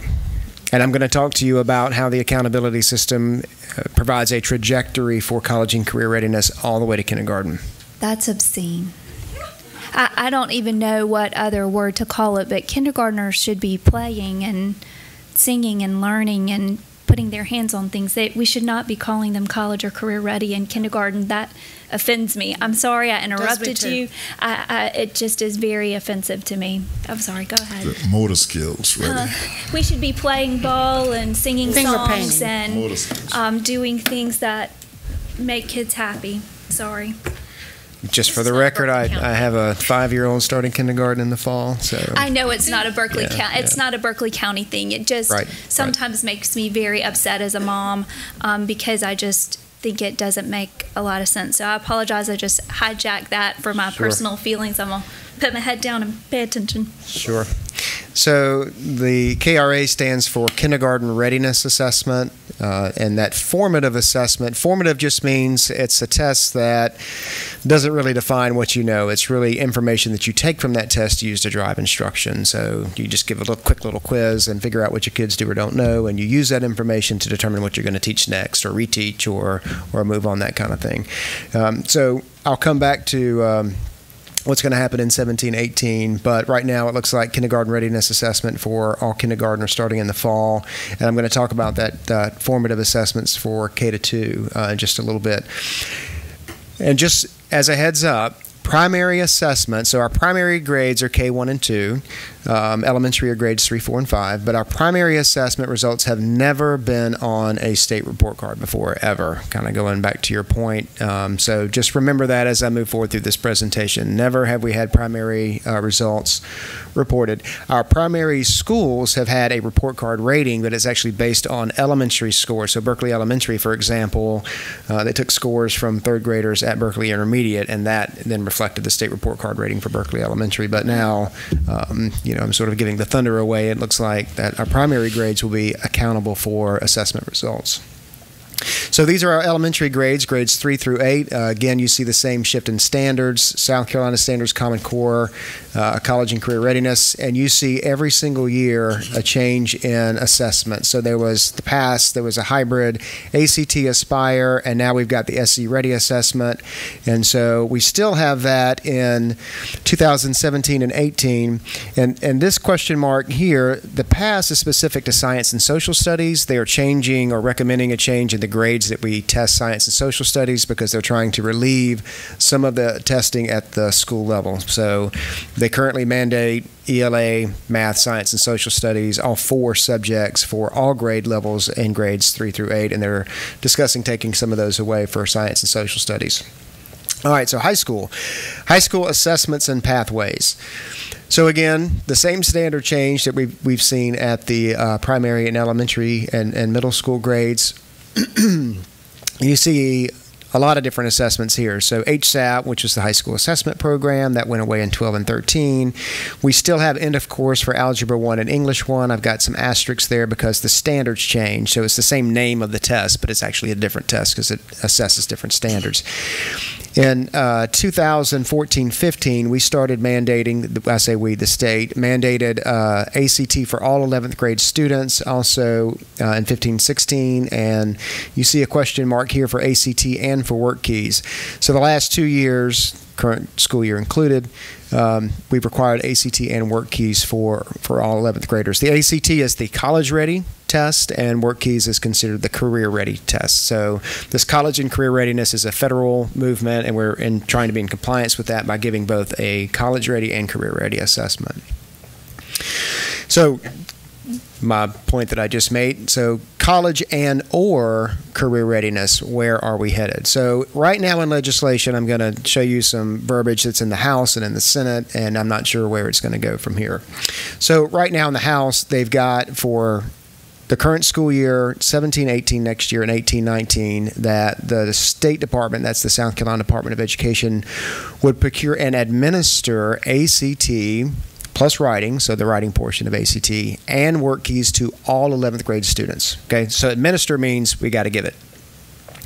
Then in 19-20, they're suggesting that we annually administer a college entrance and or career readiness assessment. So this says we could give kids the work keys or the ACT, but not both. So that's a shift. So this is saying we have to do both of them until 18-19, but in 19-20 we can do or. The Senate version is just a little bit different. This says beginning in 17-18, so next year, we would provide a college entrance assessment offered to all 11th grade students from a provider. So that means you can choose to take it or not. Offered means, you're provided that opportunity. And the career readiness assessment would be administered to all students. So college entrance, you can decide if you want to take it or not, but career ready, which is the work keys, I say work keys, we assume that, would be administered to all 11th grade students. So we're still trying to see how this shakes out. Debated about when to bring this to you since we don't know, but the state kept pushing it and pushing it and pushing it. We might not know until September or so how this actually shakes out. But at that point, we will have already started the school year and be working on the work that we don't know what it looks like. All right, so Lexiles and Quantiles are going to be your new best friend, our new best friend, and so just want to educate you really quick on what they are. So the Lexile is really simple. So the Lexile framework is a scale for measuring both the reading ability of an individual and the text complexity of materials he or she encounters. So there's a Lexile measure for me, for what level at which I can read, and there's a Lexile level for the book, the measure of the text. So there's a Lexile level of the text that I'm reading, okay? So there's kind of two things. One is the readability of the student, and then the readability of the text. The Quantile framework is pretty much the same thing for math. So it provides the student's mathematical achievement and the difficulty of specific mathematical skills and concepts. And these are, Lexile's been around for a while. Quantile is fairly new. It's not a term that we've used in education in the past, so that's kind of brand new. It's a neat framework, and it provides a lot of information, but it's relatively new. So the good news about this is that these are tangible measures for teachers. One of the things that we've heard from teachers that they get frustrated about is, if I'm a third grade teacher and I give the SC Ready test and I've got to see if my kids are on grade level, it's some test that I'm not allowed to talk about. I'm not supposed to look at the questions and that kind of thing. And then I get this report back that says not on grade level.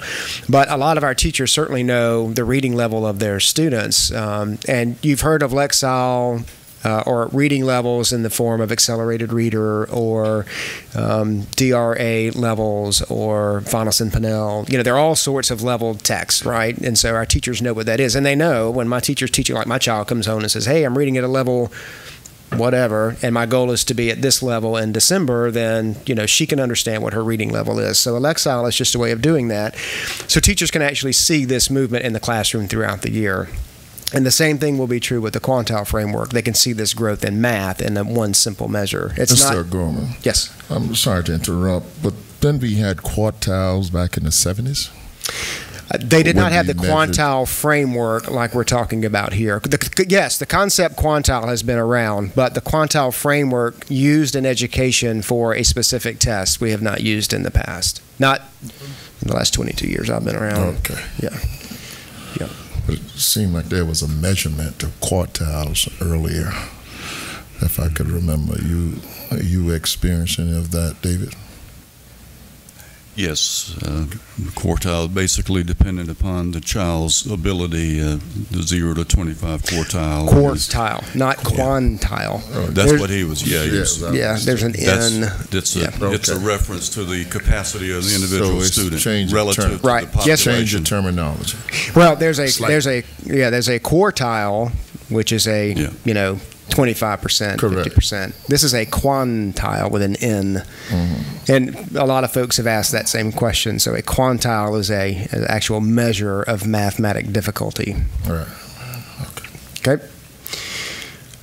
So again, this is tangible for teachers. This is something new. So the Lexile and quantile frameworks, so it's really the first measure in place that will tie specifically to a career. And I'll talk about that in just a second.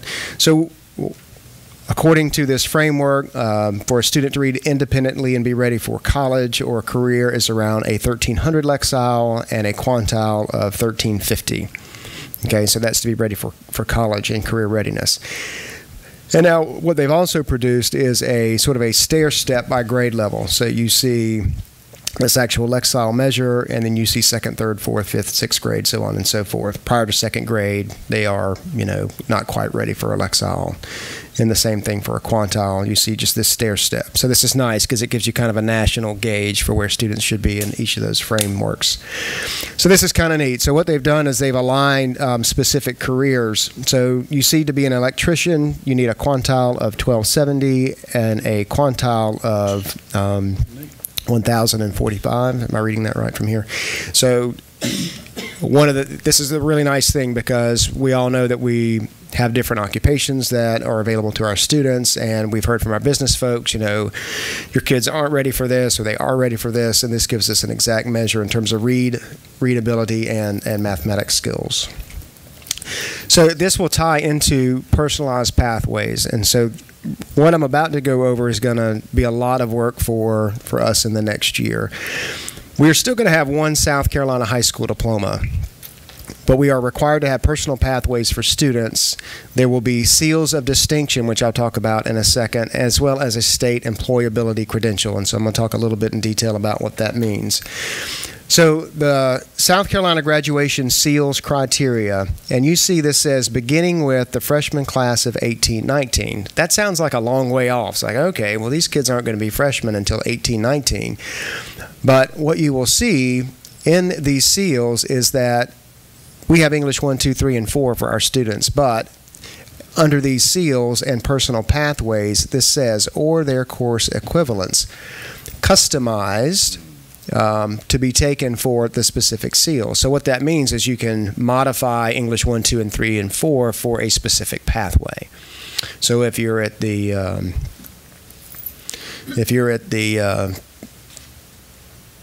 I'm trying to, law enforcement academy, and you're going to go into law enforcement, you might have an English specific to law enforcement in lieu of English 1. You have English 1 standards dropped in there, but it's modified. You follow me? And so what this is saying is that we would create course equivalents to provide that specific pathway. And writing curriculum for all of that will be a challenge. And if our freshmen come in 18, 19, we actually have to have the programs of study for their freshman, sophomore, junior, and senior year ready by the time they are freshmen. So that's the work that's coming. And again, this is required for all high schools. So there are, you see these seals of distinction could be an honor seal, a college seal, or a career seal. This kind of breaks down what these seals of distinction are. You can have, you know, an English, math, social studies, world language, advanced coursework. You could have a GPA that gives you a seal of distinction. All these would go on the diploma. You could have a career seal of distinction. This talks about customizing math specific to these occupational pathways and things of that nature. You see science and math, career and technology education. These are all the different areas in CTE where you could get that career seal of distinction by being completers and getting credentials in those areas, things of that nature. And then there are specialized seals like you see STEM, I think STEAM will be coming as well, military, the arts, again, world language and things of that nature. So there's just a lot of different ways to sort of badge your diploma, if you will, different ways you can get sealed. And you can get multiple seals. So you could have a world language seal and a STEM seal, for example, on your diploma. And then the college ready seal is kind of what we have in place now. Yeah, and then for those who might be wanting a state employability credential, students who are not successful on a diploma pathway, or a student with a disability whose IEP says, you know, it's not appropriate, and a state employability credential would be more appropriate for that student. So a lot of change. You know, this isn't just hey, one South Carolina high school diploma or even an honors diploma. There are multiple seals, multiple credentials, and multiple ways to get it. So with that said, it all ties into the new state and federal report card. And I'm just going to show you a draft of what's happening. So what the state is doing now is they are mulling all this over. They submit it to the federal government for approval because there's the federal report card and the state report card. South Carolina is trying to combine a state and federal report card into one system. But they have to meet the federal guidelines to do that. So this is their attempt to do that. So prepared for high school success, it says points are awarded for the percentage of students who are college or career ready. So they are not just giving you credit for just your college ready kids, but now giving you credit for career ready. And so you see these are the different ways that you could be identified as career ready, and these are the ways you could be identified for college ready. So multiple ways. It's not just a diploma or not just a certain score on the ACT or just the percentage of students who pass the education, or excuse me, the end of course exams at the high school level.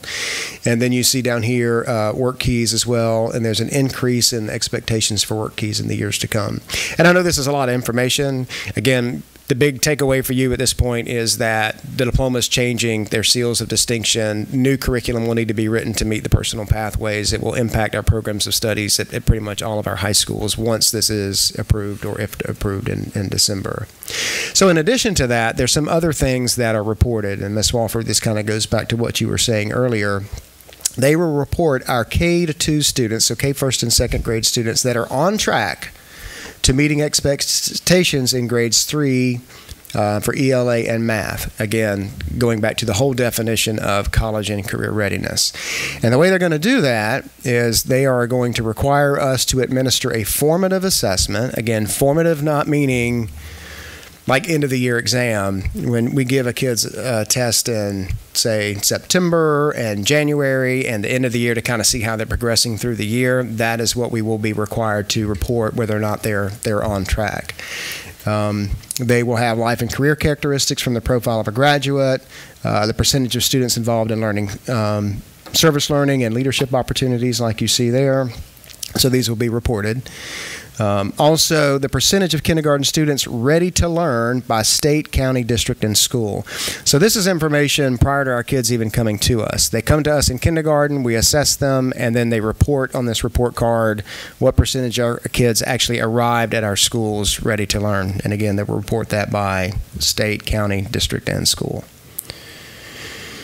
And this is just a breakdown of how they plan to calculate the results. So there's some dissension about the maximum number of points. This says 120. Going through legislation right now, they're back to 100, I think, and so these points might change. But you see this report, the Lexile and Quantile for elementary and middle grades. And you see, again, this 120 points may change. And this breaks down into growth, like how much did you grow, not just were you on grade level, but did you grow from the beginning of the year or last year to the end of the year. You see the grad rate. This is new. This is specific to our English language learners. Positive and effective learning environment from the student survey. So these are new things that will impact what our state and federal report card look like. So again, I know that's a lot of information. I know it's overwhelming. Again, at this point, I'm just planting a seed to let you know that, as was mentioned earlier, there's a lot of change and a lot that's coming at us in 17-18. Any questions? So who's going to be writing these curriculum and standards and so forth for these modified courses in these academies, these SEALs? The individual districts or the state? Individual districts. There will be guidelines from the state about what or should or shouldn't be in them, but individual districts. I do have a question because a lot of people have questioned me about Common Core, and probably everybody on this stage. I'm aware that South Carolina opted in and opted out of Common Core. A lot of people still think it's here. I'd like to know what Common Core standards, if any, are still in place or some derivative of those standards. Common Core is gone. It left in 14-15. That's the last year that we assessed that was the only year that we assessed Common Core standards. It was 1 year. I think that's good information, and I think we probably need to share that because there's still a large population that really believes that Common Core is still being taught in Berkeley County. You just talk to people. You go to Walmart and talk to people, they'll ask you. So I appreciate you informing us, and as board members, we need to have that information armed with correct information so we can share that. Thank you. Yes, sir. And just so we can be clear, a lot of the feedback I've gotten from educators is one of their main concerns is all the testing and how much they have to keep up with it and how much time it takes them to keep up with that. So the gist of this is they now will have even more to keep up with. That's correct. And push down into K first and the second. same thing from the district level and from the bottom on up, it now looks like a good bit more we will have to keep up with. Right. The only is that the taking away of some science and social studies in grades 3 through 8. They're instead of testing at all those grade levels, it would be science or social studies. I really struggle with testing little tiny people. And I love data. I'm an engineer and I love data and I love numbers and I like to measure things, and that's makes my heart happy. But these are little tiny people. This is probably the most disappointing thing that I've seen while I've been sitting up here, and we've been through some stuff, but testing a kindergartner or testing a first grader on college or career ready offends me. They don't even know what color they like yet or what things they like to do or play or sing. They certainly don't know if they're college or career ready. So it just kind of hurts my heart that we continue to waste class time testing. And I know even when my little people were in kindergarten and first grade, second grade, if that teacher would have taken all the time to give those tests, she would have probably never taught. And some children she knew the answer. She knew who needed the extra help, and she knew who was reading already on a 4th grade level. So it's just disappointing to me to see more taken away from our teachers. I don't really know what we can do other than to advocate at the state level and advocate at the federal level, because a lot of this is federal government guidelines that are pushed down to states. No, I appreciate your comments, and I appreciate that it frustrates you. I wanted to pull this back up just so everyone realizes we've gone through this every year for the last 5 years. And certainly teachers have felt this in the classroom, and here we go again. So, yes, we need some consistency. Just let us get the work done, let teachers do their job, and let's move on. I think that when we look at our, I'm sorry, Mr. McClellan. I think when we look not just our little ones, at our older students too. And you know, our speaker this evening during citizens' comments, he brought that to our attention. He was a high school teacher here in Berkeley County, and many of you know my oldest. He was here when, what was it, HSAP was implemented, and then the very next year, you know, he was excited not to have to take another standardized test, and then they got hit with ACT. You have to take it, and you have to take work keys, and you have to take your EOCs, and you have to take this. And I mean, it beat him down because he didn't love taking tests. My middle one loves it. So, I mean, he does fine with that, but not all kids love that. Not all kids flourish with you know, these standardized tests, and they don't test as well. Right. And I think that it's now being seen in our babies, but it has been beating our older kids down and our teachers as well. It's disappointing. Mr. McClellan. So I guess there's two entities that mandate some of these things. Is it more at the state level that this testing is being mandated, or at the federal level? Like, because to the speaker's point, like where do we advocate and where do we make our voice be heard on this excessive testing? So the federal government requires us to implement certain assessments, so ELA, math, and science. So we have to administer those tests, but we did decide what and when, you know, kind of thing. And then at the state level, we decide how often we administer those tests, what those tests look like, how long they take, that kind of thing. So the Education Oversight Committee, in addition to the State Board of Education, are the two driving forces that make that up. So the Education Oversight Committee is the one that drives what our accountability system looks like. So, say that accurately. As a school board, I guess we could advocate with the folks on the Hill to not press for some of these tests. I feel very strongly about this. I don't think that kindergartners and K through 2 need to feel the impact of being tested. To me, it's a form of data mining that starts at a very young age and it continues on until they graduate. I don't approve of it. I don't like it. I'm not totally opposed to some standardized testing, but it's beating our children to death to the point where our teachers can't really teach. They're not given the opportunity to exercise their skills and teach our children the way that they need to be taught. They emphasize too much of having to teach standardized tests. And I hear this consistently from teacher after teacher after teacher. My hands are tied. That's what I hear. I have to focus on teaching them how to take a test. And quite frankly, I think people are just tired of it. I think they're tired of their children being pressured. And I see my grandchildren having to dedicate their time and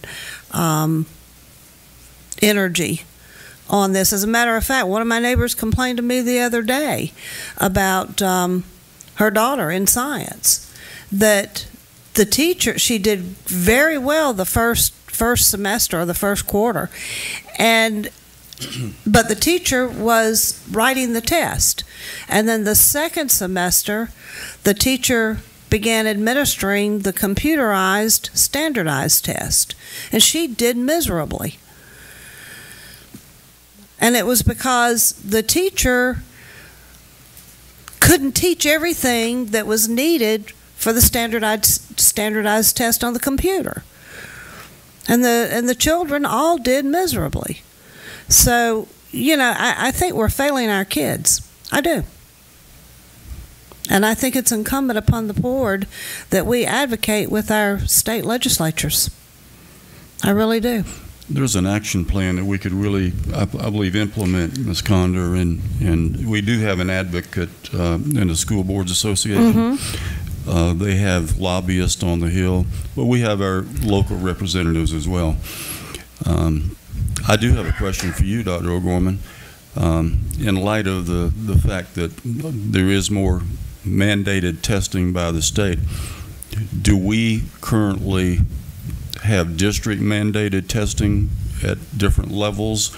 And if so, would we consider looking at that in the next year or two to try to reduce that in light of the fact that we're going to get more and more from the state? Right. So we have an assessment committee composed of principals, assistant principals that we get input on throughout the year. We administer 2 benchmarks a year, grades 3 through 8. And it's in ELA and math only in the elementary grades. In middle school, they wanted all 4 core subjects since all 4 were tested. I expect in the future they'll want to back off of that. And we may have some control over that? Yes, we have control of that in-house. Okay, good. Yes. All right. Ms. Lee? On the Lexile and Quantile scores that will be assessed to the children, can we make sure that we are communicating that effectively with parents, family members? Because if they get these scores home, they're not going to understand, does that equate to an A or a B? Right. And I think that as parents, we tend to want to oversimplify something, break it down to something that I experienced in school. Right. And if we can communicate that to our families, saying, no, this is what this means for your student. Yes. I think that would be beneficial. Yes. Sorry, I feel like we were fussing at you. I feel like we're lamenting with you and our staff. I felt like I got you all passionate about something. I was going to say, yes. We're lamenting with you, not fussing at you. We know you don't I'm glad to see you excited, You're just the messenger. That's right. Thank you, Doctor. Thank you very much. Good job. We'll move on now to 7A, the superintendent's report. I don't know how I follow that. Thanks for rousing them up, Dr. O'Gorman. Madam Chair, board members, ladies and gentlemen, we have done it. We have come to a close of another school year. Many of us have run the graduation gauntlet and said goodbye and good luck to the class of 2017, and yet we're already preparing for the 2017-18 school year as well. But I would like to take an opportunity to acknowledge and congratulate the class of 2017. We had nearly 1,900 students. As of right now, we're still doing some tabulating. Students graduate this year, and with the current count of 1,058 of those students being eligible for the Hope and or Life scholarships. And altogether, these students were awarded more than $37 million in academic and athletic scholarship funding.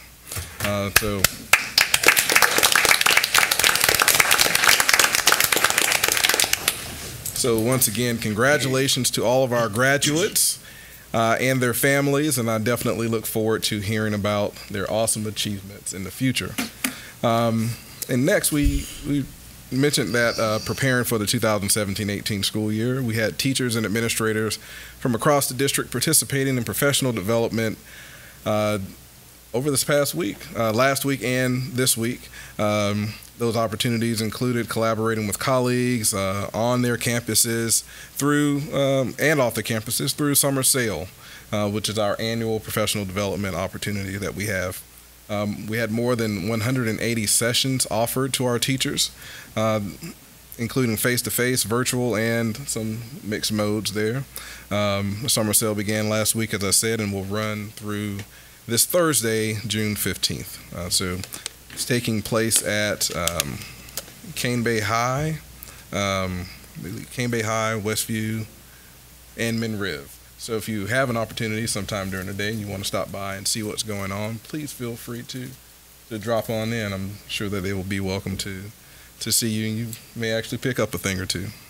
And finally, I'd like to remind you that our One Berkeley Golf Tournament is this Friday, June 16th. We will be at Crowfield Country Club. You familiar with that country club, Mr. Barrow? Yes. Just a little bit? Yeah. I shot 70 today, by the way. 70. Shot your age. But not at Crowfield, unfortunately. All right. We'll be there and ready to play at 9 a.m. with lunch and raffle prizes to follow. For those of you that are unaware, the One Berkeley Golf Tournament is part of our One Berkeley initiative. The funds raised during the tournament will go directly to support our One Berkeley Goes Back to School Festival. You may recall last year's festival was a huge success. We gave away book bags and supplies to more than 2,500 students, our Berkeley County students. We had community resource fair. We had our high school bands, our athletes and cheerleaders participated as well. We had an outstanding show of support from our faculty and staff and our community members, and we like to exceed that, at least match it, or hopefully exceed that support this year as well. This year's festival will be on Saturday, August 12th from 9 a.m. to 12 p.m. at the Moncks Corner Regional Recreation Complex, which is right there up the road. We actually partnered with the city of Moncks Corner, town of Moncks Corner, and they're actually donating that to us. It's no charge to us. So that's some great partnership there. I will definitely provide more information as these dates approach. This concludes my report. Thank you, sir. We will be planning a special meeting next Tuesday, June the 20th.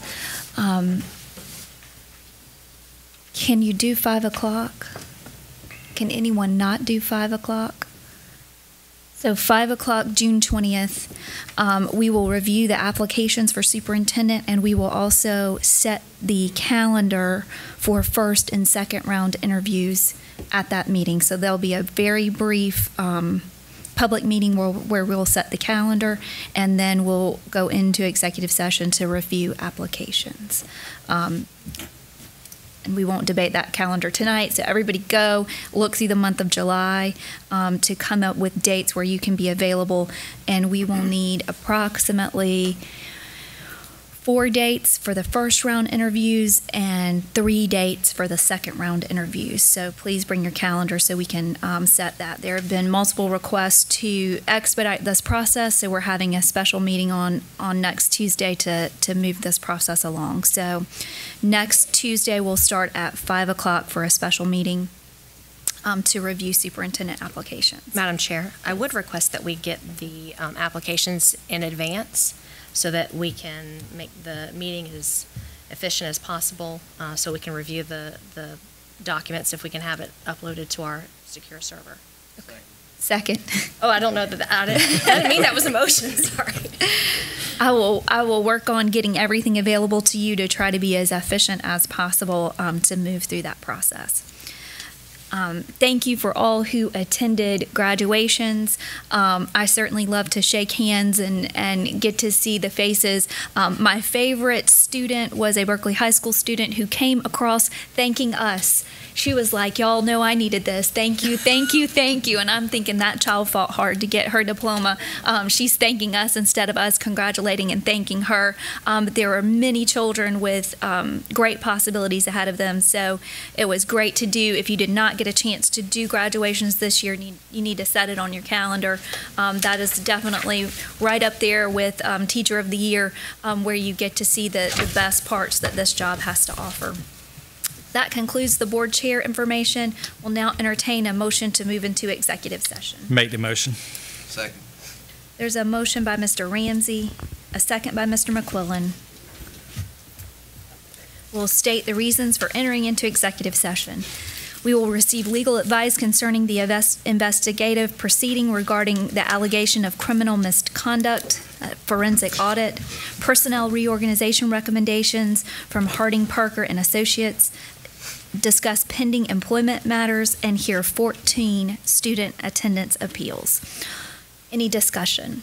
Hearing none, we'll call the question. All those in favor, please respond by saying aye. Aye. All opposed, nay.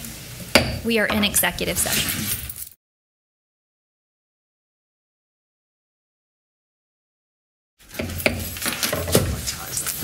Is there a motion to return to regular session? So moved. Second. There's a motion by Mr. Barrow, a second by Mr. Ramsey to return to regular session. I'd like to note that there was no action taken in executive session. All of those in favor of returning to regular session, please respond by saying aye. Aye. All opposed, nay. We are in regular session. Now we'll move on to business as needed from executive session. Madam Chairwoman, under board meeting agenda items 9C and 9D, I move to approve the personnel assignments and recommendations of Harding, Parker and Associates and the interim superintendent under the district's approved reorganizational chart as discussed in executive session. Second. There's a motion by Mr. McQuillan, a second by Mr. Ramsey. I would like to note that although we are taking action at this time, we will the organizational chart will be shared by Mr. Jackson after the employees who are affected have been met with, and he will be meeting with those employees individually. So although we will take the action now, it will not be made public until those employees have been communicated with. All in favor, please respond by saying aye. Aye. All opposed, nay.